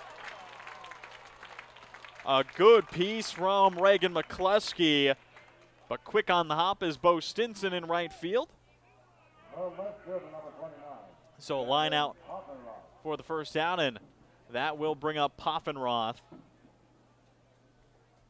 It's currently 1 for 3, a single, a walk, and 2 pop-outs. Hallam a .43 whip on the season so far. Now ground ball up the middle, trying to split through. A good play from the shortstop over to first, takes Knowles off the bag. Reeser with a great attempt, feeling that ball up the middle, but the throw just taking it a little bit wide. And it will end up putting Poffenroth over on first.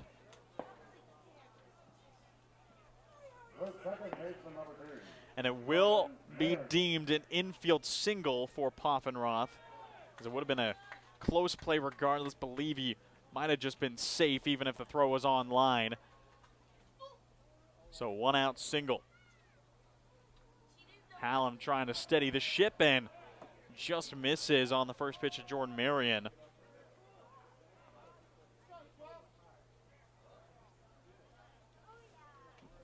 And Raptors have 9 hits for their 7 runs. Walla Walla 7 hits for their 10 runs. Hallam gets a called strike. Evens up the count 1-1.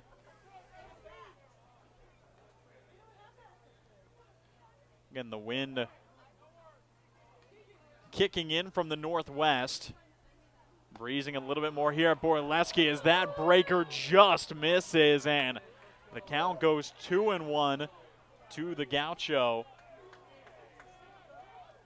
Again, the switch hitter from UC Santa Barbara has faced nothing but right-handed arms, so he's just been swinging left all evening.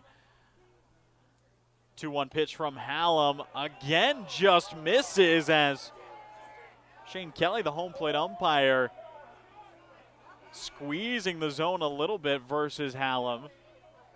And Isaac really being forced to spot these pitches. Again, it is the one hitter in Carson Luna waiting on deck. Hallam kicks and deals, now finds the low part of the zone, and Isaac likely having to stay at that point, try and stay more at the knees than at the belt. Full count. 1 out, 1 runner on here in the top of the 9th. Fireworks in the background. Hallam kicks, fires, ground ball over towards Reeser, spins it towards Patton. Nate off the right leg, over to first in time. The 6-4-3 double play, and Hallam picks up his 4th save in 4 straight appearances and sweeps down the Raptors, clinching the series on Independence Day.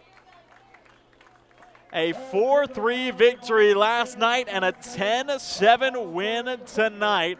The Sweets offense breaks into double digits, and Isaac Hallam slams the door in the top of the 9th.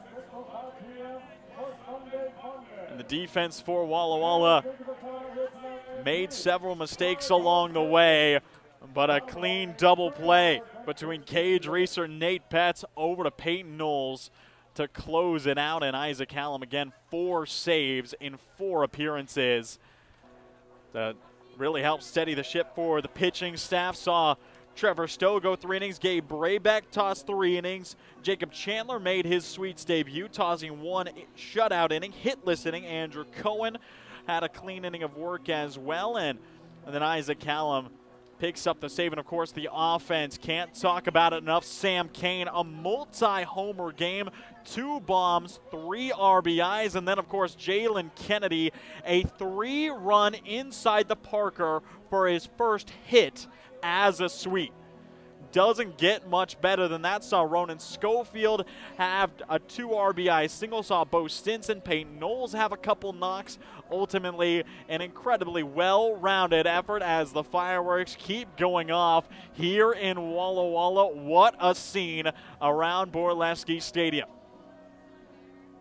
The Sweets clinch another straight series at home versus the Raptors. That is now 5 in a row versus the Raptors here at Borleske, taking the series versus the first half champs of the WCL South, and now looking for the sweep tomorrow. Again, what a night it has been here at Borleske Stadium. Of course, Game 3, the series finale, will be back here at Borleske. Another 6:05 first pitch. It'll be Sunday Fun Day at the ballpark to finish off the homestand. And Walla Walla, again, looking to pull out the brooms on 4th of July weekend. But thank you for joining us here in Walla Walla and on the Walla Walla Sweets YouTube channel. I've been Brad Whitman, wishing you a happy 4th of July and a happy birthday to the United States for the 250th time. And one more time, your final score.